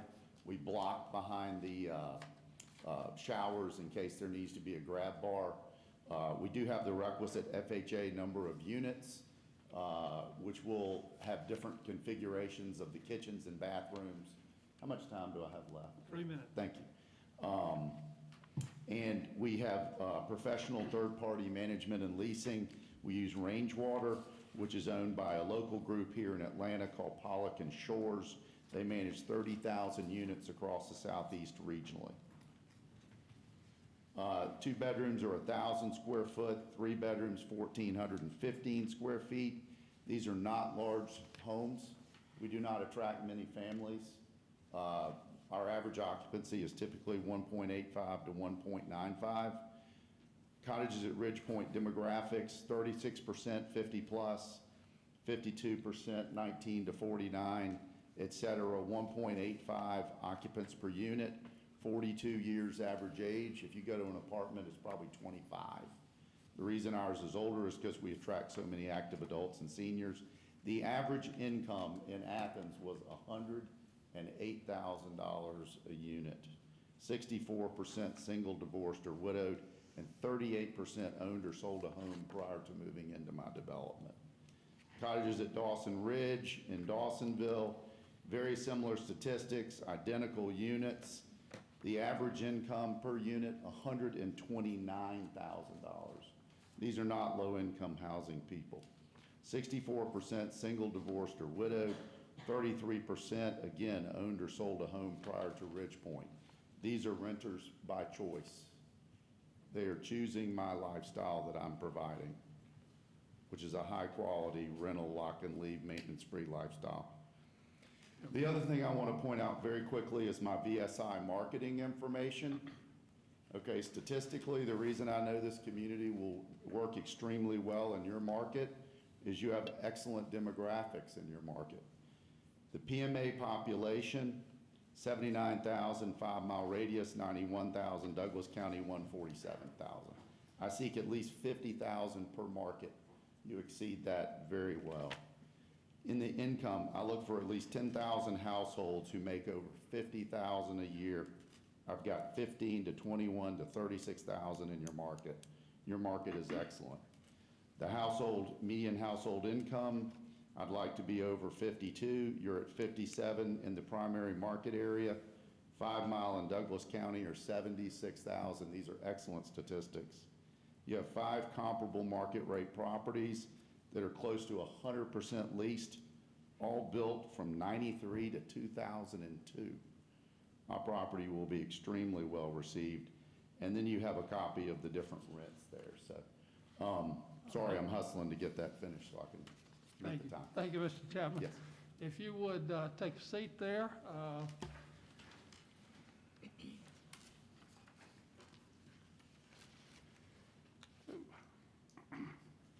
At this point in time, I'm going to open the public hearing on this matter. Anyone wishing to speak in favor of this application, please step forward to the podium, state your name and address for the record. Each person will have 3 minutes to make a presentation for a total of 30 minutes. Do I have anybody wishing to speak in favor? I see no one moving. At this point in time, I will close that and open the public hearing. Anyone wishing to speak in opposition to this application, please step forward to the podium, state your name and address for the record, then make any comments you would like. You have 3 minutes with a total of 30 minutes allocated. Yes, sir. My name is Brandon Allen. I'm at one of the adjacent properties, 5238 Maroney Mill Road. It's the one that's basically surrounded by the property that's in question. The only part that I am really concerned with is the existing use or value of my current property. The site map that he provided, it showed a turn lane basically taking up my front yard. However, in the nature of being forthright, we just spoke with him right before this meeting. He is interested in also acquiring our property. So this might be moot at this point, but I wanted to let my objections be heard. Okay, thank you very much. Anyone else wishing to speak in opposition to this application? My name's Leonard Cook. I live about 4 miles from where they're wanting to build this here. I'm just concerned about the traffic that they're going to be putting on Maroney Mill Road. We got a other project right across the road from it, which is the houses are running in around 300,000. And I just wonder also how much is that going to decrease the property of the houses around that by bringing this low-income situation into us. Of course, 220-something new houses apartments more that's coming in now. That's going to generate about 500 more cars coming in and out of that area, plus the traffic coming from the other side of the road, which they have not completed that project yet also. So wondering about the traffic situation on the road and how it's going to affect my area 4 miles down the road when somebody says we have a low-income housing unit in your road. And if they wanted to build something for low income, looked like they'd go up to the old mill and put them up there so the low-income people could walk to where they need to go, as far as transportation-wise and all. Okay, thank you very much, sir. Anyone else wishing to speak in opposition to this application? Seeing no one, I will close the public hearing at this point in time. Planning and Zoning Board, do you have any questions of staff or the applicant or the applicant's representative?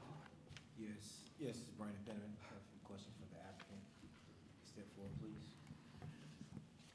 Yes, sir. I think I saw it coming up on your presentation, but I just want to follow up. First question, will these residents will it be a gated community? Yes, it will, and may I interject based on what that gentleman said? I just gave an entire presentation based on the fact that my units are anything but low-income housing. They're actually higher income housing, so I just want to correct that completely erroneous comment. Nothing to do with what he said about traffic, but we're not low-income housing, sir. Absolutely. We're going to keep it up here. If we can just, please hold your comments. Order, please. Thank you. So, back to the original question. Will these communities will this be a gated community? Yes, sir. And will it be a key card access, or how would that work? No, you get like a garage door clicker, a fob, key fob. Okay, got you. Now, I know you said you've done these type of properties in the past. Have you ever had any issues with the interaction between your seniors and the millennial crowd? It seems Zero. like it's two separate crowds in the same area? No, sir, zero, because well, as regards the millennials and the active adults, the millennials' parents are active adults. So they're very familiar with one another. Yeah. And the seniors are typically their grandparents' age, so no, sir, there's no issue whatsoever. Most people, only 5% of communities that house folks over 50 are roughly age restricted. Okay, so the overwhelming majority of people over 50 actually statistically desire to live multi-generationally, and that's what this provides. Absolutely. Now, all these will be one story, correct? Yes, sir, 1 to 1.5. So we put a permanent staircase in some that go up into the attic, and there's a dormer off the back, and a dormer window, and that gives a third bedroom and bath. Okay. So it's a 3-3, but it's not a true 2-story. We call it a 1 to a 1.5. Absolutely. Now, are there any amenities that will come with this community? Pool? Yes, sir. I didn't really get into that, but yes, there's a pool. There'll be a dog park. About 40% of our residents typically have dogs, so we're very pet-friendly because we have a tremendous amount of people who live alone, namely women, and a lot of them have dogs and as companions. So we have a dog park, and then we'll have a 4,000 square foot clubhouse in which we'll have a portion of that will be maintenance. Portion of that will be leasing and management offices. We'll have 2 people, 1 to 2 people there a day, 2 people definitely during lease up, a manager and a leasing agent who will be managing the community. Even the active adult deal I did over the Haven at Slater Mill had a clubhouse and pool. We could never afford to have active management on site every day. We also, at that size, 223 units, it may grow a little larger if I acquire the gentleman's property who came up here, Mr. Allen, but we also have 2 maintenance men on staff, and we build a special unit for them that looks just like a house from the outside, standalone, but inside they can store windows and washers and dryers and do their types of work they need to do, their golf cart. So we actually have 2 maintenance men on staff. They patrol the site every day looking for trash. We maintain all the yards and the exterior of the units. The place will be immaculate. Okay, and do your maintenance guys, do they stay on the property, or do they? No, sir. Travel back and forth? No, sir, they don't. Okay, absolutely. All right, last and final question that I have for you I see that you said you're doing a similar property in Villa Rica. Yes, I received a zoning in the last 6 to 9 months through the city of Villa Rica, and we just received our land disturbance permit today. We'll be breaking ground by the middle to the end of September. It's on Highway 78, just past the intersection with, I think it's 61, heading west on the north side of 78, and it'll be 192 units. And everything I'm telling you I would like to build here is identical to what I intend to build there. Absolutely. That concludes my questions. Thank you, Mr. Penniman. Anybody else from Planning and Zoning Board have a question? Yes, Mr. Chairman, I have a question for Yes, ma'am. Mr. Chapman. You've given us a very nice handout, and I was just curious as to what development this is. Where is this? That is we do drone shots every month to inform our investors and any of our stakeholders. So that's from the cottages at Dawsonville. So that's at 500 North Lumpkin Campground Road. And the one in Athens, that I completed and sold, if you ever wanted to see it, it's 1989 Jimmy Daniel Road. This might be something nice that you could give your neighbors that are curious as to what level of Yes, ma'am. building you do. This is very, very nice. My next question, will you rent these units furnished, or are they No, ma'am, empty? no furnished. We don't Okay. do any daily rental. We don't do any corporate rental. These are long-term. I think the shortest we would give anybody, and just a handful would be done this maybe 6 months. We typically sign 13 to 15-month leases. And I've noticed that this side of the county, the north side of the county, is known as a retail desert. So there is a liquor store there, Yeah. but Yes. I haven't seen any grocery stores Yes. there, or doctor's offices, or banks, or anything like that. So have you done a study on future? We've done I haven't done a study on what's coming in the future. We've done a market study. The market study gave me a lot of the statistics I gave you that were then compared to the other communities I've done, and they were comparable or better. Your demographics, if you will, are comparable or better to anything we've seen. I think the closest Publix, if memory serves me correct, is about 6.5 miles northward towards Hiram. There's also one thing that makes me very interested in this property is the fact that you have your new, flyover, bypass. Thank you so much. I got too much words in my head right now. Bypass, which makes getting from I-20 to this site so much better. But no, I mean, it would be great if there were other amenities directly adjacent within 500 feet. But frankly, I think most of the people would like more of the quiet lifestyle that's there, and then they can drive to what they need. Okay, all right, thank you, sir. Yes, ma'am. I have a quick question for you. So, Yes, sir. Mr. Chapman, two things. You kept stressing that this is not low income, and you compared the median income to other locations.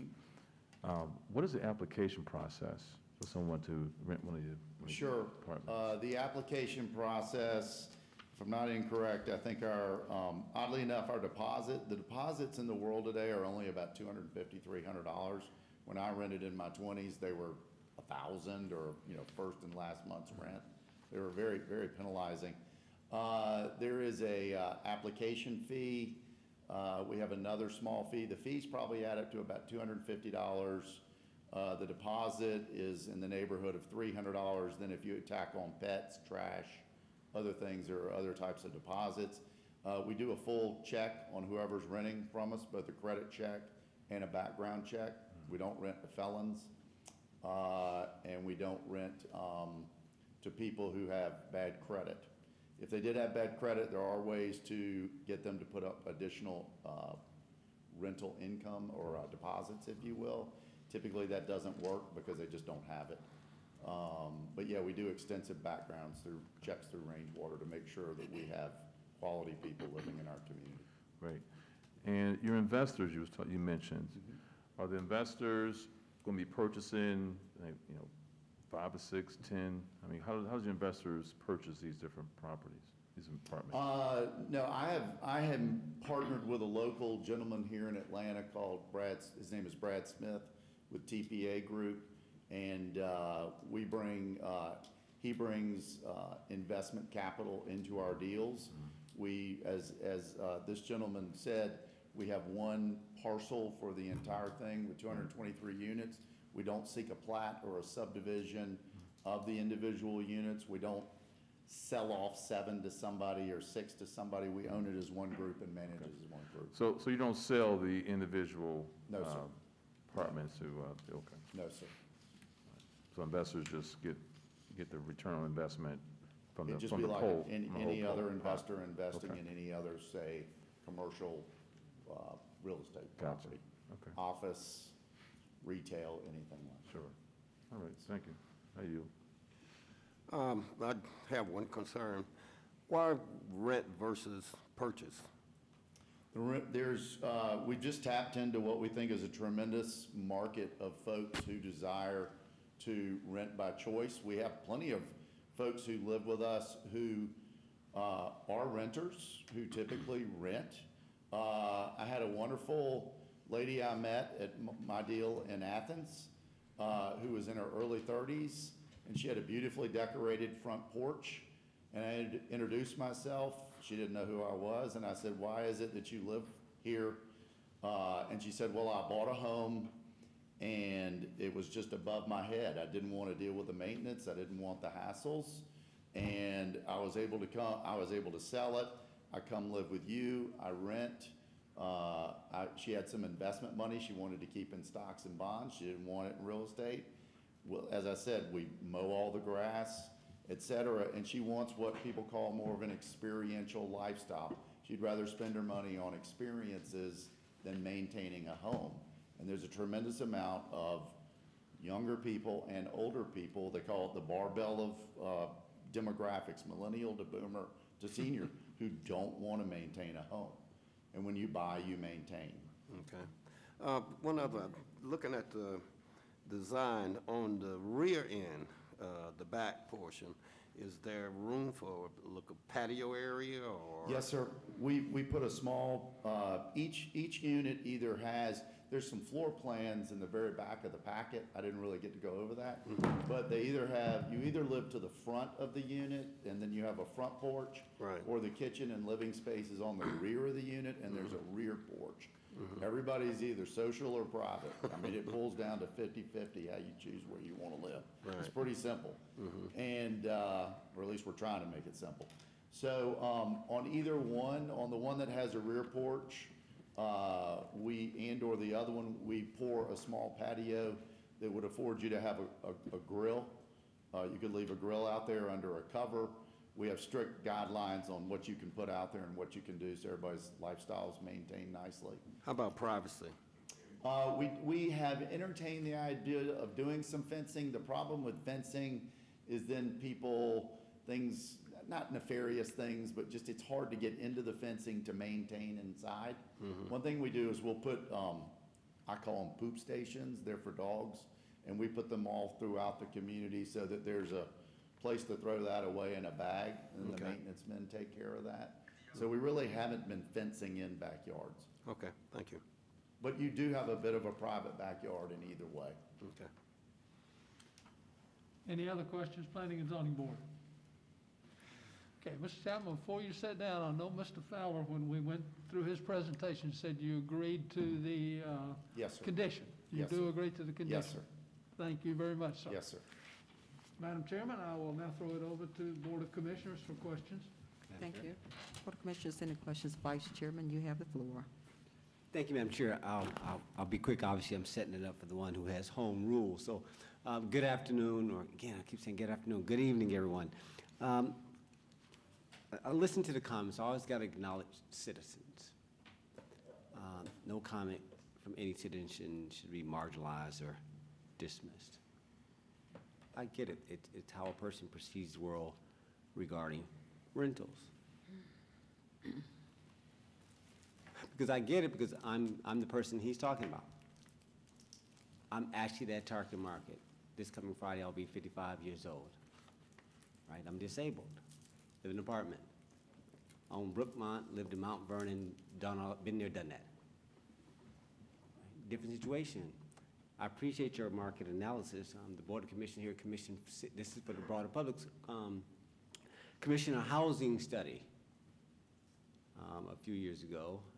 And out of that study, did you know that 43% of Douglas County are renters, not homeowners? How about that? Right? It also spoke that roughly between 200,000 to 400,000 is really the target market, and that our seniors are coming online. And like me, I don't want to cut no grass. It's not because I'm blind. I have no value. It's not tied to who I am. I don't, it means nothing. Obviously, your digest is going to shift from housing, residential property to commercial property, and contributing to, obviously, the greater good. I had to put that out there for educational purposes. Right? So at the end of the day, it's about product type. People are shifting. I don't want to do it that way no more. That's the whole point about generation. Like, I don't want to do it the way my parents did it. I don't have to live that way. Right? So I appreciate, Mr. Chapman, what you bring. Like, okay, now I'm cooking. Now I ain't got to move to Atlanta to get a condo because we don't have no product types out here that will feed my need. Now, if we can get Henry to shift this redistricting map to let me get over there in District 1, maybe I can get this, but that's our joke. But nonetheless, I got to stay in District 2 where I got to stay where I got to stay. That being said, here's my question for you then. This product that you're offering, a nice price point. You said how many units again? 100? 223. You split them up between two different groups again. What were the two groups? Well, there would be roughly 70% two bedrooms and 30% three bedrooms, which I don't think we talked about. The split he talked about and we alluded to was the number of one-car versus two-car garage. Yes. But we prefer the most popular in the market we have found are the two bedrooms because we have people who live alone who want the extra bedroom, second bedroom as an office / guest room, all on the main level, and they make a good living and they can afford to pay for the two bedroom versus we don't do any one bedrooms. There's no joy in that, if you will, to use a phrase. And the three bedrooms are typically taken by some of our more robust, active adults who also want what I just described, but they use the third best bedroom upstairs for guests or grandkids. Gotcha. All right, then I'm going to bring it full circle to something you mentioned, that you being president or former president, current president of Home Builders Association. Mm-hmm. And one of the things that's important to me is the association between developers and once they're finished with the people who are actually take over. And so while I get that this is not a POA, COA, HOA, et cetera situation, since it's straight renters, what voice is being given to those people once you turn over? And this is where I'm going with this, and this is to staff. When we, in building out amenities that I hear that was supposed to be done, what are the rules? Phil, can you speak to this? Madam Chair, is Phil still? Yes, he's here. Yes. Phil, can you answer just that question? I'm trying to bridge the gap of just development. We'll start there. Yes, Mr. Vice Chairman. So as we know, all subdivisions, when they're approved in phases, we have amenity packages that have to come with, and they're required to be built with the first phase so that whoever occupies the units at initial phasing will be able to benefit from those amenities. This project, however, is a single phase, and he's proposed the amenities to go into this project as a single phase. So you would expect all of those to be built in the front end so they can serve the renters as they come in. Got it. Mr. Chapman, do you understand my concern? It's something I've had to take to the General Assembly, which is important. It says, okay, let's make sure that what we do for our residents, we do well. We don't just come in and transact, get the money, and bounce, right? I need to hear your heart on that you're committed to Douglas County, that you're going to do this right. We've had situations with developers where, I've got to go out tomorrow on a site visit from some very unhappy citizens, that brand new community, and it's like, oh, they hoodwinked this. This is, it's back to, I'm looking for you to tell us in our eyes. Go ahead. Are you saying they didn't complete the amenity? they didn't in one case, and in another case they did, but it was the craftsmanship. It was just Sure, overall sure, how sure, they sure. approached the whole hill of the mountain. It's just like they just slabbed the houses up and was gone. Sure. You know, as regards to craftsmanship, I don't know how much it helps you tonight, but I offer anyone a transparent visit with or without me at any of my communities I've built, including the ones I said that are one nearing completion and one that is, I gave the addresses to. The other thing I'll offer you, because I'm so confident in what I do, is I'd be happy if you want to give me a condition that you wouldn't give me my final CO on the final unit until I have completed in their entirety the amenities. And I say that because I know I'm going to do it. Not only am I going to do it, I'm going to do it at the very beginning. So if that were to give anyone any comfort, I would gladly and willingly give that, because I give no fear of that not doing it. I appreciate your offer, and Phil, does it at least, I mean, we already changed our own code to protect ourselves. Did this go above and beyond, or did it match?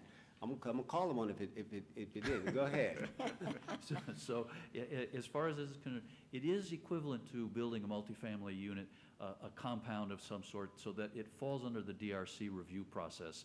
And at that moment, as he brings his land disturbance permit through, we would require the amenities to be built with the phases that he's building the cottages in.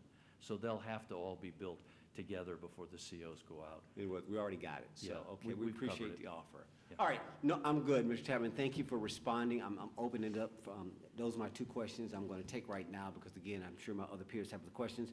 Madam Chair, I'm gonna yield the floor, thank you. All right, thank you Thank so much, Vice Chairman Robinson. Any other questions? Yes, ma'am. Commissioner Guider? Okay. Guider, did you say? I did, Guider. Okay, Mr. Chapman, Yes, ma'am. how many entrances to this complex, this project? It's planned to have two.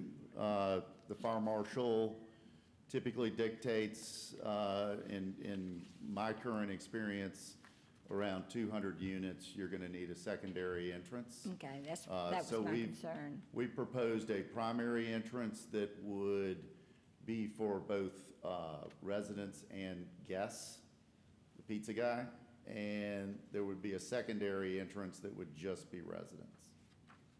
Okay.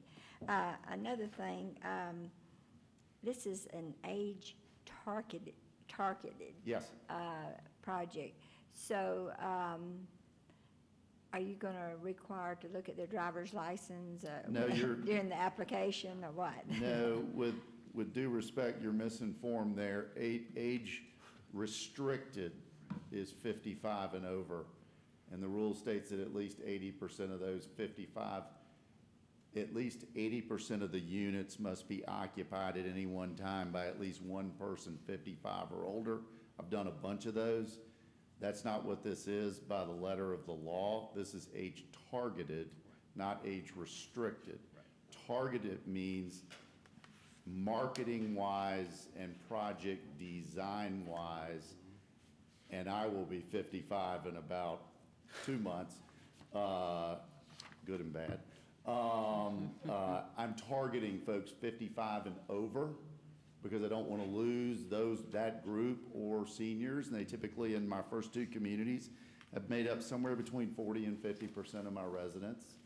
So I'm targeting that group with my marketing and with my design of my product and my amenities, et cetera. But at the same time, there's a tremendous number of 25, 30, 40-year-olds who want to live in my community who, for whatever reason, choose to rent, but they don't want somebody above them, they don't want somebody below them, they're not out partying all night. They want somewhere respectable to live, just like that lady I alluded to. They want a house, and they don't want to maintain it. Okay. Does that clear that up? You mentioned the 3 bedrooms. Yes, ma'am. That sometimes, the third bedroom is reserved for the grandkids. What if the grandkids live with the grandparents? Because you find that quite often nowadays. I can't say it doesn't happen, but there's nothing illegal about it because this is age targeted, not age restricted. Okay, so there will be some, There may units. be. Sure, there may be. If you look at my stats, there's anywhere from 1.85 to 1.9-ish residents per unit. Close to 2/3 are single, divorced, or widowed, meaning they live alone. So this is the opposite of a community where, like, my wife is carrying my kids, 14 and 12, all over God's creation all day. This is the opposite of that. Will there be playgrounds? No.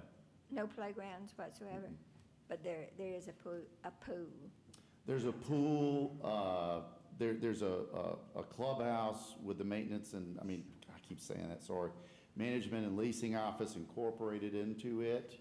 There is a dedicated maintenance unit that looks like a small house. You could never tell what it is. It looks just like somebody'd be renting it. There's also a dog park, a gate system, sidewalks throughout. But we don't do any amenities catered to children because frankly, that's not really, your target. good or bad, we don't really rent to a lot of families. Yeah. Okay, and one last question is the parking. Yes. You have 1 or 2 car garages, and then you have a short driveway. I don't have a short driveway. I have a 20-foot driveway between the back of the sidewalk to the front of the home. That'll fit an F-250. An F-250? That will fit a full-size Ford pickup Truck. truck without its back end hanging out into my sidewalk. Okay. So they are not short, sorry to. Well, I'm sorry, I live in the rural area and it's short to me, so. You're right about that. Every time I have to blow it off, I'm reminded of that. But what if there's a third car? Excuse me? What if there's a third car, or Well, what? if you'll, I don't know if you had a chance to look at our site plan, and there was some debate between my group and some of the staff that we haven't really fully had yet, but we like to put in a significant amount of off-street parking. So we have a number of perpendicular parking spaces throughout the community. Okay, I it can't- doesn't show that in here, so I It couldn't. should show it on the site plan. It may be hard for you to decipher. I don't know if it's very clear. So they would have to park the third car somewhere else in the. Yes, ma'am. In the So, complex. yes, so what we like to have is off-street parking because people are gonna have guests, people are gonna have a random Uh-huh. third car, somebody's gonna have too much stuff in their garage. Life happens, but it's a private gated community. So whether someone happens to park in the street overnight or not, they aren't public streets. But we do try and make provision if we can work with staff to make sure, and not necessarily this gentleman, but the engineering staff, et cetera, to make sure we have the correct number of off-street parking spaces that help with guests, et cetera, and car overflow. Okay. With that, I go back. Thank you. Okay, Yes, ma'am. Thank you. Commissioner, before, our Commissioner Mitchell is going to close us out because it's this district, I just have You one might have Commissioner question. Cartha may close us out. Oh, though. she may. But I don't just know, had don't- one little question, and it was Yes. regarding homeowners association. Will this, No, there won't be, it's not necessary. If I did have a homeowners association, it would be a one-member HOA, and it would be just kind of stupid. I had one put on me in Dawsonville. We don't use it. It Okay. just sort of, I think we started Dawsonville originally a couple of years ago thinking we were going to sell units, and then we migrated to this business plan. It's still alive, but we don't even use it. Right, So we okay. have rules and regulations that we promote that our management and leasing folks carry out, which actually have tremendous teeth because we can actually fine and censure people for poor behavior. And if they don't pay it, we can actually put it onto their credit report, which makes it hard to buy a home or rent another home. So it actually has some teeth to it. And we found it's worked actually better than an HOA. Okay. This Board of Commissioners thrive on beautification, so I'm glad you said that it has tremendous teeth. We Yes. love teeth. Yes. So thank you so much. And I'm going to yield to Commissioner Mitchell, I believe. Yes. Yep, Commissioner Thank you. Mitchell, you have the floor. Thank you. I get that not having the HOA, and I wouldn't push that type Sure. of a makeup because of the design and the layout of what you're actually doing. But I do have a couple of questions. Yes, sir. So with that, let's talk about the amenities package, and I don't know, maybe yourself or staff may answer this question, though. So with that, are you building the amenity package in phase 1, 2, 3, or 4? Because you're talking about dealing with about 223 attached Sure. units. So Yeah, kind of let me describe when to does you it how we phase in? do it. Right, okay. Yeah, let me describe to you how we go about it. So, I'm an owner in the project, but I'm also the general contractor. So Okay. when I put on the general contractor hat, general contractor doesn't care what the absorption is or how the economics are going. They're told to start, and then they're told to work as fast as they can and get their money and finish. Understood. And produce a safe, quality product in the meantime, Mm-hmm. okay? So when I got that hat on, what happens is we'll pull a land disturbance permit, which allows us to disturb the property and put the lots on the ground. What I like to do is go to staff in a typical community. Once we have, what we like to do is kind of take a 1A, 1B approach. So we would divide the community into, say, 50, 75 lots up front, and then have a remainder, including the amenity and the entrances. So what we'll do is we'll do the tree clearing, we'll do all the mass dirt movement, we'll put the utilities in, and then we'll begin to curb, pave, and run water in 1A, in that, call it that first 75 units, so that I can then pull building permits from them and begin building the amenity and Okay. begin building units while I'm still curbing and paving and watering that remaining section. So I can do a bifurcated operation here, both horizontally and vertically. It's totally different sets of subs. Got As it. I'm sure you know. And then as I'm completing the clubhouse, the model, I'll have 2 model units, et cetera. I'm completing the rest of the horizontal, and we work our way in a systematic fashion throughout the community vertically. And the beautiful thing about this is, because it's not on a real small site with a bunch of tall buildings, I can start putting people safely into the units and renting them and cash flowing in a circular, Understood. circular fashion throughout the community. Does that make sense? Understood, yeah.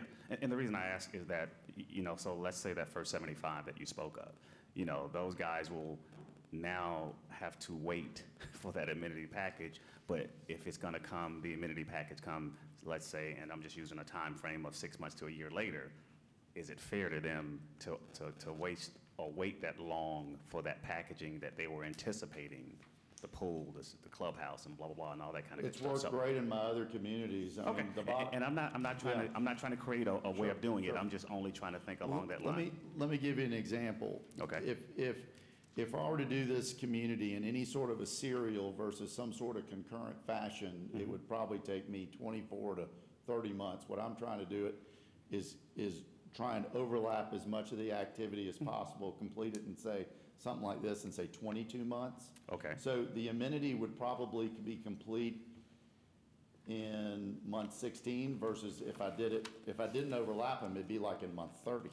Understood. So I'm Understood. trying to push it to the front as fast as I can. And please do, because that's, as you can see, that's what I'm Sure. alluding to, is the amenity package. And I think my colleagues are probably pushing along that same line, is Yes, that sir. it's kind of not fair to some of Sure. those residents that's been there, and not that you've done this, but they got left holding the bag. Oh, with sure, no amenity. sure. Okay.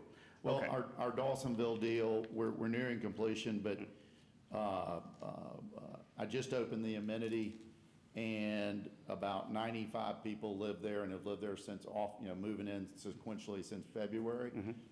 They're super excited that I prosecuted it the entire time. It's now complete. I'm almost CO'd. Okay. They're gonna get to use it, and the next remainder people are gonna move in and use it day one. It's 6 Right, of one, exactly. half the other. I get it. But it is gonna be done, and it's done, and it's done well. Understood, understood. So couple of quick questions, because like I said, my colleagues have actually asked some great questions. So the cutting of grass, okay, you guys are going to maintain the grass back front, the entirety, in its entirety. So that's why this type of property is very uniquely built, and that's why it was kind of interesting, when I heard about this, I was, speaking with Mr. Fowler, I was like, this sounds very interesting, but is this a true market? Oh, it's humongous. Okay, okay. Open any, Google bill for rent, and you'll be inundated with articles about people trying to do this product throughout the United States. But yes, we maintain the exterior of the units, gutters, roofs, windows, anything, everything, grass, everything, because we own everything. I could drive you right now to one of my communities. Okay. You're not gonna see anybody having shaggy grass, because I'm in charge of doing it, not them. Understood. And the ownership of this, I know you got a team. You mentioned Mr. Brad Smith, I think it was. Yes. Okay. And so you and whomever else, or this team, or whoever this board is, or body, will own all 223 units, correct? Yes, that's accurate. There's two of us, and then our partners within our business. Right, and that's the kind of the HOA problem, because you guys will own it and/or dictate kind of what that would be if it was an HOA. So why produce an HOA? Not that I'm for that. My other question, so how many will be attached at any given time? Is it 2 or 3, 4 or 5? It could be, our maintenance unit is a single. We might have some random little spot we could stick a single, but they're typically 3 to 4 units. Sometimes we may have a duplex, but they're typically 3 to 4 to 8-ish units. Got it. And some of that's dictated by, I'm in one municipality that only allows 8. Got it. So we didn't do any more than 8. It's typically no more than about 8. Got it. So I guess that would be more of a staff question that I would like to kind of hear staff kind of say, what are we anticipating here based on the lot, the size, and what we're dealing with? Any idea? I mean, do you have a? No, the code's very specific. On Okay. multifamily attached, it's 10 units. Say that again? 10 units. Okay, gotcha. Okay, so you have the option. Come back up, Mr. Chapman. I'm not done with you yet. I'm glad you got that answer. Okay. And that place you was talking about is the Highway 92 bypass, which is going to be a great benefit to you. So just so you'll know, that's the actual name of that particular project. So your rental, your guys will be working out of the actual, I guess, amenities package that they'll be housed there, your leasing office and all that good stuff will be. Initially, Commissioner, we would, as we finish up the 2 models, they would work out of one of those. Okay. Initially, and then a couple months later, the clubhouse is complete. They'll move into their formal offices there. Got you. And then when we're all done, they'll be working out of those, and then we'll decommission the models and rent the models. See, that's why that amenity package ought to come early. Yeah, it has to, but he's not gonna let me start at day one, I guarantee you, so I've gotta have fire marshal's gonna want water in, streets. I got you. Gotta be able to put it out if it starts fire, burning. My last question, so. I've had my hand slapped before. So with the units that up to 10, but you're saying 3 to 4, whatever that number is, will there be a firewall built within it? Absolutely, we use a standard, it's a very difficult piece of building material to get nowadays. It's called Den's glass. It's kind of a yellowish-looking piece of 1-inch thick sheetrock. Know what you're talking about. So there's 2 1-inch thick pieces of Den's glass, then a 3/4-inch air brake on either side with breakaway clips that are, it's a very standard way in which almost all townhomes today are done. And then you have 4 foot of flame-retardant plywood on the face, up over the roof, and down the back. Okay. Okay? So any of this description of what I'm saying is in our plans and is very standard and can be pre-approved by the planning department. Got it. And you understand the reason they're asking, because they are attached, even though I kind of get confusing of this single family / attached / kind of what we really got here in rental. It's a hybrid. Okay, so but that part of it will be a part of this whole build out. I guess when it's a single unit, I guess there's probably not a need, but if there's. It's not a need, right. And on a duplex, it's only on the adjoining that's correct. portions, correct? But the way we do it, I could take you into 50 different builders, 50 different counties, and they're all using the exact same method. Okay, good. And I think staff will definitely keep you, and the fire marshal will keep you definitely intact. Sure. So, you did mention that this is a gated community, correct? Yes, sir. And I'm assuming fob, key card, or It's something you mentioned. Just the key fob that goes on your chain that that lets you in and out of the gate. Got it, okay. Yes, And sir. last but not least, so there are no one-bedrooms, strictly 2 and 3? 70% 2 and 30% 3. Okay, well, listen, it sounds interesting, but appreciate the Q&A, Yes, sir. and Madam Chair, I'll yield back. Okay, thank Yes, sir. you. Any other questions from the board? Okay, a comment. I just want to clarify, Mr. Chapman, just for a second.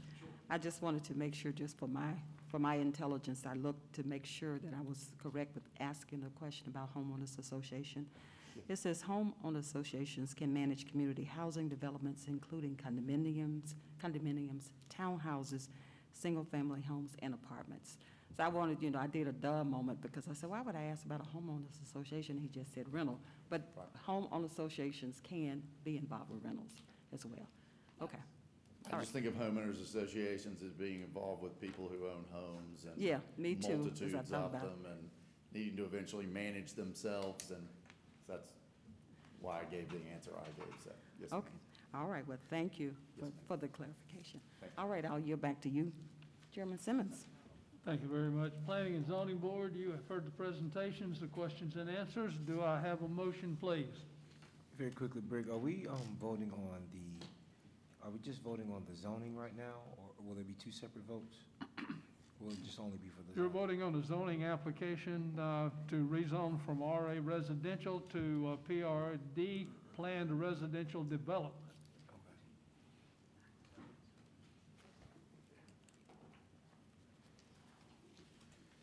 This is Brandon Penniman. I'd like to make a motion to approve application Z 2021-37, a request for rezoning from RA to PRD with the findings and conditions as presented by staff.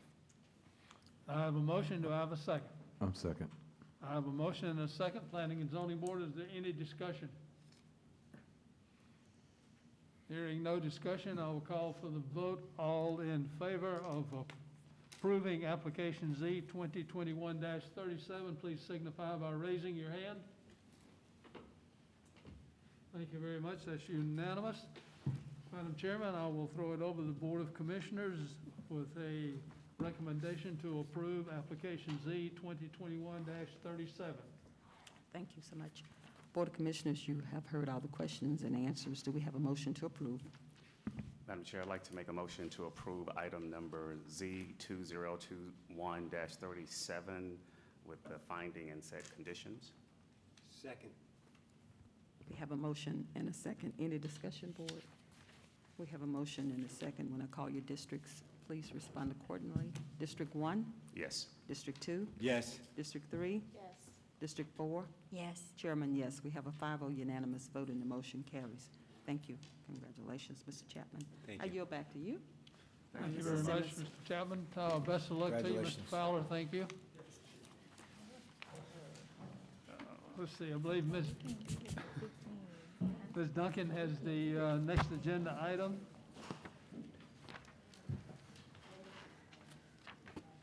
All right, we'll give just a moment for the slides to project. Okay, we'll give them time to get out back there, too. All right, great. This is a special use permit, S 2021-38. Brandon Anderson is the applicant. This is a request for a special use permit to allow a hand car wash located at 870 Highway 92 in Douglasville, 30135. This is land lots 635, District 1, Section 3, and Parcel 13. The lot size is 1.313 acres. The application is signed by Brandon Anderson, and this is in Commission District Number 1. All right, what we have here presented to you is the zoning map for the property. It is zoned heavy commercial. You can see it is at the intersection of Highway 92 and Maroney Mill Road. There is an existing filling station there. It includes a convenience store with gas pumps. It has 2 small commercial leasable areas on the property. And then there is a bay on the property that had formerly been used as an emissions inspection station, and the applicant is proposing to install a hand car wash in the former emissions inspection station. Staff has analyzed the special use permit criteria in the code, and we do find that the requested use substantially complies with the special use permit criteria. Therefore, the Planning Department is recommending approval of the application. And that concludes my presentation. Thank you very much. Will the applicant or the applicant's representative please step forward to the podium? You have 15 minutes to make any presentation that you would like for the boards to hear, sir. First, state your name and address when you get here. Brandon Anderson, 425 Austin Drive, Douglasville, Georgia, 30134. Really, I have nothing to add. I've talked with the water department, Mr. Scott Wilder, and we do have a containment set in place for the site. And it's not a high-volume car wash. It's going to be more for detailing, automotive detailing, and so not just your regular, just quick washes. It's more of a detailed car wash. And other than that, I have nothing else. Okay, thank you very much. If you would just take a seat there, and I will open the public hearing on this matter. Is there anyone wishing to speak in favor of this application? Seeing no one wishing to speak in favor of this application, is there anyone wishing to speak in opposition to this application? Seeing none, I will close the public hearing. Any questions from Planning and Zoning Board for staff or Mr. Anderson? This is Brandon Penman. I got a couple questions for you, Mr. Anderson. First off, you have a very, very nice name. I really like your name. It's awesome. Thank you. But secondly, so can you just give me a little background on you, how long you've been in this business, what inspired you to want to open this hand car wash, what's going to make you different, what's going to make you a great part of our community? Yeah, I've been, washing cars since I was probably 15 years old. I'm 40 now. Right now, I work for a company, ARS, Automotive Reconditioning Specialist, and we do all the dealerships, Auto Nations, Toyota. So I have experience working with cars, and the reason I wanted to do it was more to give the community a place they could go and really get a good service, because a lot of women, mostly women, single mothers, they go to these shops and, people overcharge them. So my whole thing was to make a fair place where the community could go get a good detail at a fair price, and, women won't get hassled when they come to a car wash, and just give back to the community in the process. And the location, I think it'll be a good location with all the development in the area. So that's pretty much it. Okay, one final question, and this may be a little off subject or not needed here, but what's your typical going rate for a detail inside and out? 125. Okay. I yield. Any other questions, Planning and Zoning Board? Rob Thomas, I have a quick question for you. How many employees will you be employing? Starting off, it would just be myself. Like I say, the volume, we're going to be working on like appointments, and I usually spend about 4 hours to do a detail, so probably 2 cars a day. That's my goal to start off with. Yeah, just real slow progress. Eventually, I would like to be away from the shop, but starting off, it'll be mainly just me. Okay. And how long do you own the lot that you're going to be working on? Do you own that lot? No, it's owned by an oil company. Okay, so you're leasing a lot from Yes, them? I'm leasing it. Okay. Yes, sir. All right. So this is going to be a full-time job? This is a... Yes, I'm transferring to make this full-time. I do it for a company that does this, so I have their support, and they're giving me a lot of help with starting the business. So, yeah, I will be transitioning to a full-time doing this. Okay. All right. I yield. Any other questions? Any other questions, Planning and Zoning Board? Just have one.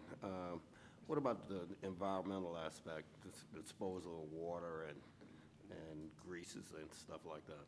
Well, so we talked to the water department, and it was just said that I need to make sure I contain the water, and I have a containment plan, just using containment mats, and just keeping the water from running down the side of the street was their main concern. How would you contain it? We have a containment mat that you actually drive the car on, and it contains the water, and then you would suck it up with a vacuum to dispose of it. Okay. Thank you. Any other questions, Planning and Zoning Board? Hearing no questions, Madam Chairman, I'll yield the floor to you and the Board of Commissioners for questions. Okay, thank you so much. Board of Commissioners, we have any questions at this time? Commissioner Guider? Just one question. Commissioner Guider? Yes, sir. Will you be using recycled water? I mean, will you? No, ma'am. We're not You we'll won't? not be using recycled water. So you'll be using city water? Yes, we'll be using water from the gas station. The lot is connected to the gas station, so we'll be using the water line from the gas station. It's already there. Okay. I yield. Okay, thank you so much, Commissioner Guider. Commissioner Mitchell? Yes. Thank you, Madam Chair. So you say you won't be using recyclable water, or are you looking to try to get into that business, or you just kind of like, hey, once I'm done with this, suck it up and pass it on and dump it, I guess, right? In the future, if I'm looking into using the recycled water, if we have that volume, where the volume gets out of control, where we're, causing too much water usage, then that would be a concern. Yeah. But right now, with the volume that I'm trying to do, like I say, I'm focusing on high-end clientele and mostly details and not just, quick washes. So I'm really trying to get away from water. They have waterless detailed solutions now. So as the technology changes, I would love to change with the technology. Understood. And I was just curious, not that you have to, I'm not even trying to promote, you to do that. What is your specialty wax? Because I need to kind of look out for my cart. Just kidding. Go with ceramic coating. I was just kidding. But listen, I think this is a great opportunity, and thank you for looking at trying to come in on the north side and do what you're doing, and we truly, truly appreciate that. So I wish you the best, but let's see kind of where this goes. But thank you again. I yield. Thank you so much, Commissioner Mitchell. We have any other questions from the board? Okay, I yield back to you. Thank you Chairman very much. Simmons. Planning and Zoning Board, you have heard, Ms. Anderson, you can sit down. Planning and Zoning Board, you've heard the presentations, questions and answers. Do I have a motion, please? Mr. Chairman, I make a motion to approve application S 2021-38, a request for special use permit for hand car wash as presented by staff. I have a motion. Do I have a second? Second. I have a motion and a second. Do I have any discussion? Hearing no discussion, I will ask for a vote. Everyone wishing to vote in favor of approving S 2021-38, please signify by raising your hand. Thank you very much. Madam Chairman, we have a unanimous vote for approval of S 2021-38. Okay, thank you so much, Chairman Simmons. Board of Commissioners, you have heard all the questions and answers. Do we have a motion? Yes, Madam Chair, I'd like to make a motion to approve S 2020-38. Okay. Second. Okay, we have a motion and a second. Any discussion, board? Yeah, just one, Madam Chair. Commissioner Mitchell. And I should have asked this question earlier, but this is staff. Is there a time limit or time frame on this special land use piece, or is it, and maybe I'm off in asking that question of, is it a 2-year, 5-year unlimited No, special? sir. We are not recommending that you impose a time limitation on this permit. We don't see any particular reason this use would be contrary to the stated purpose of the heavy commercial zoning classification or the area that it's located. And just as a reminder, staff always has the ability to have a show cause hearing for any applicant with a special use permit. If we find that they're in violation of anything related to the Unified Development Code, we can bring them back in for a hearing. Okay. So we have moved away from the 1-year, 2-year, 3-year, unless we think that there is a legitimate planning purpose where they need to demonstrate that there is not some sort of objection with their use in the context in which it's located. I should have known you had it covered, though, but thank you. Yes, sir. Thank you. All right, Madam Chair, I'm done. Okay. Any other questions? Okay, if not, I yield back. Nope. Oh, I'm sorry. Now, you can tell it's getting late. I apologize. Whew. Okay, we have a motion and a second on the floor. When I call you district, please respond accordingly. District 1, Yes. District 2, Yes. District 3, Yes. District 4. Yes. Chairman, yes. We have a 5-0 unanimous vote, and the motion carries. Congratulations, Mr. Anderson. Congratulations. Whew. I yield back to you, Chairman Sims. Thank you very much, Madam Chairman. Mr. Anderson, we wish you the best in your endeavor there. It sounds like you got about 223 units coming to you close That's by. exactly right, yes. Yes. You'll be up and running by the time those guys get there. Yes. All right. The next item on our agenda, I believe Mr. Schaefer has that one, Z 2021-40. Yes, Mr. Chairman, this evening we have Z 2021-40, Wynn, Georgia. a request to rezone from CG General Commercial to CH Heavy Commercial for a restaurant with a drive-through located on Lee Road, Lithia Springs, 30122, in land lots 129, District 1, Section 5, Parcel 194. Application signed by Robert Shermer in Commissioner District 2. The reason this is coming to you, and I'm going to make this very brief, when we changed the code in December, we modified the highway corridor overlays from 4 different ones to one single one. And in that process, Highway 92 had its own set of regulations. They allowed for eating and drinking establishments. When the public shopping center was rezoned as a project, it was granted CG zoning, but it was in that overlay. And so the eating and drinking establishments was allowed. That's how McDonald's went in. That's how the other restaurants all went in front of that on those out parcels. In December, we changed the code to read that if it's allowed in the base zone district, you could do it in the overlay district. When that happened, the CG has never allowed drive-through restaurants. You have to be CH to have a drive-through restaurant. And so when the folks came to us and said, well, can't we just do what McDonald's did? We said, you could have last year, but this year you can't. We have to rezone it to CH in order to accommodate the drive-through component.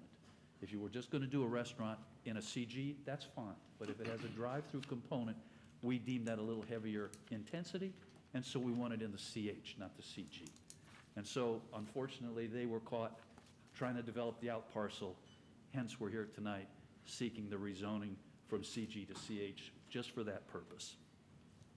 Just so you know, we've reviewed the application. Obviously, it's in a shopping center. It meets all the criteria for rezoning the property to CH, and staff is recommending approval. Obviously, to put it back, the applicant has one condition, that the applicant shall submit to the Development Review Committee for review and consideration the site-specific site development and access management plans to address the development standards in the UDC and the concerns and requirements expressed in the specific agency impact statements that were reviewed in the staff report dated August 3rd, 2021. And that way, we'll see it in the DRC to review the site development land disturbance plans so that we can get the project put together correct. And they'll still be complying with the highway corridor standards because that still applies. It's just now we have the correct zoning request before you. And with that, I'll turn it back over to you, Mr. Chairman. Thank you, Mr. Schaefer. Is the applicant or the applicant's representative present? If you would please step to the podium, state your name and address for the record, and you have 15 minutes to make a presentation. Thank you very much. I'm Brett Buckland with Bowler Engineering, representing Wynn, Georgia, and Meritage Hospitality Group. Address is 651 Coligny Court in Sandy Springs. In general, as Mr. Schaefer was saying, the proposed use as a fast food drive-through restaurant is generally consistent with the surrounding uses, with the McDonald's that's right there. With the zoning change this past year, I know several other potential users have come in and inquired about this site, all of them looking for a drive-through. Especially with the pandemic right now, everyone is obviously going to drive-throughs, and is definitely a very marketable aspect for a commercial development at this point. So that's generally our client's intent. And with the zoning change, we're really just trying to stay in line with the general uses of the surrounding development. So that's all that we had. Okay, thank you very much. Thank you. If you just have a seat there in case there are any questions come up. I will open the public hearing at this point in time. Do I have anyone wishing to speak in favor of this application? Seeing no one moving, do I have any wishing to speak in opposition to this application? No one moving again. At this point in time, I will close the public hearing on this matter. Ask the Planning and Zoning Board, do you have any questions of Mr. Schaefer or the applicant's representative? I do have one quick question. Mr. Schaefer, actually, can you show the site plan of the If I could have proposal. the slide deck back up, if you can transmit my screen, I can show you.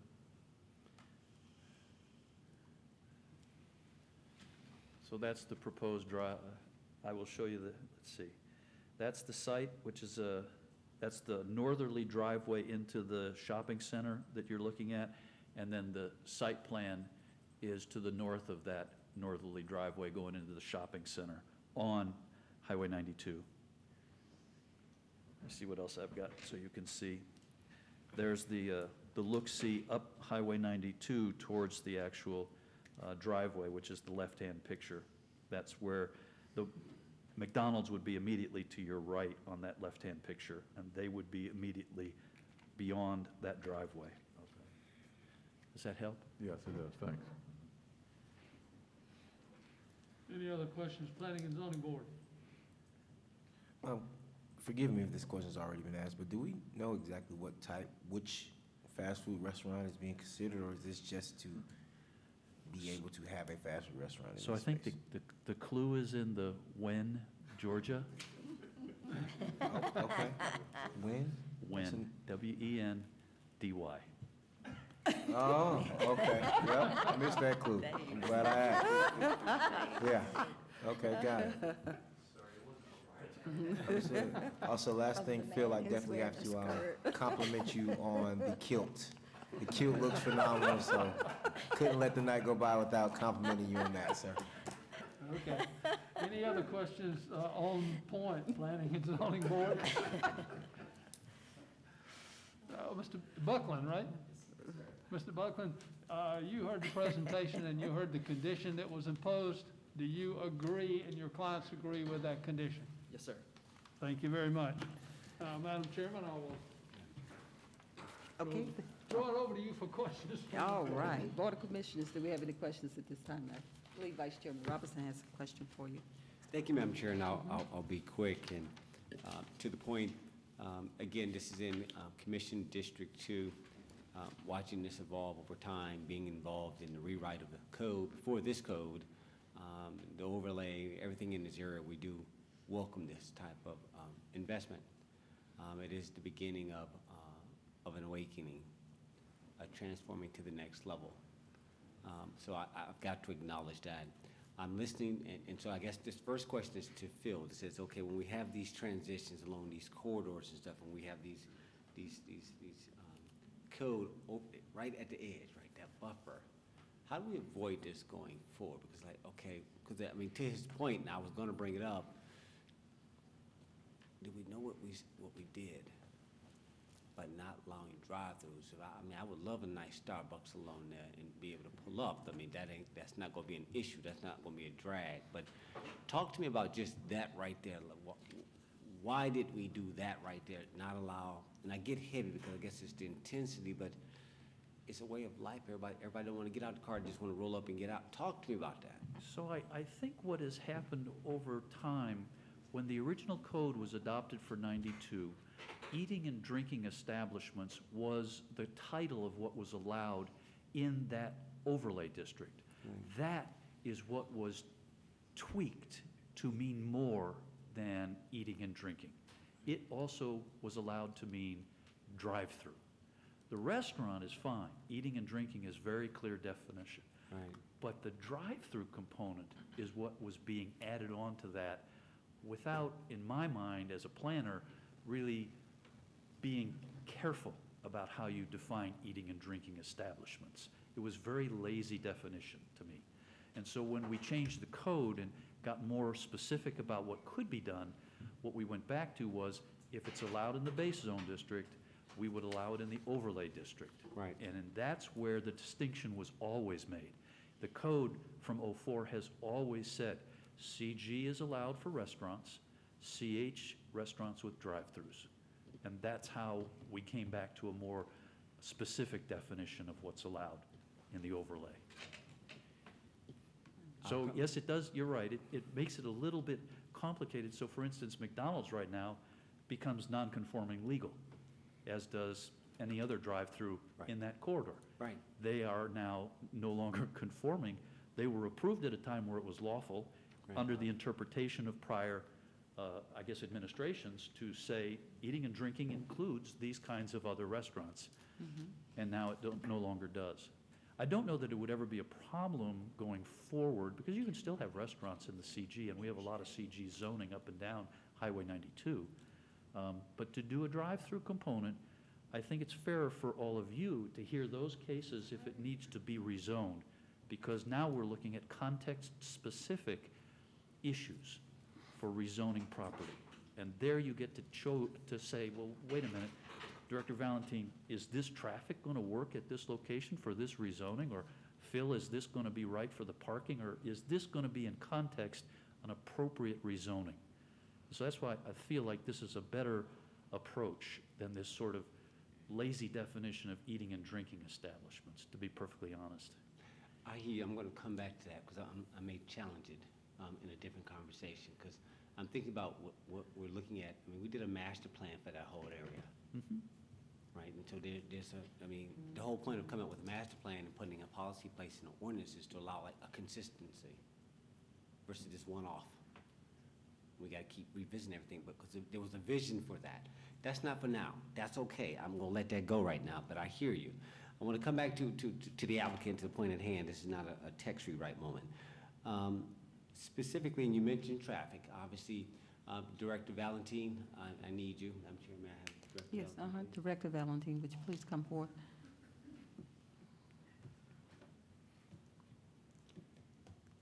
Director Valentin. Thank you. Transportation.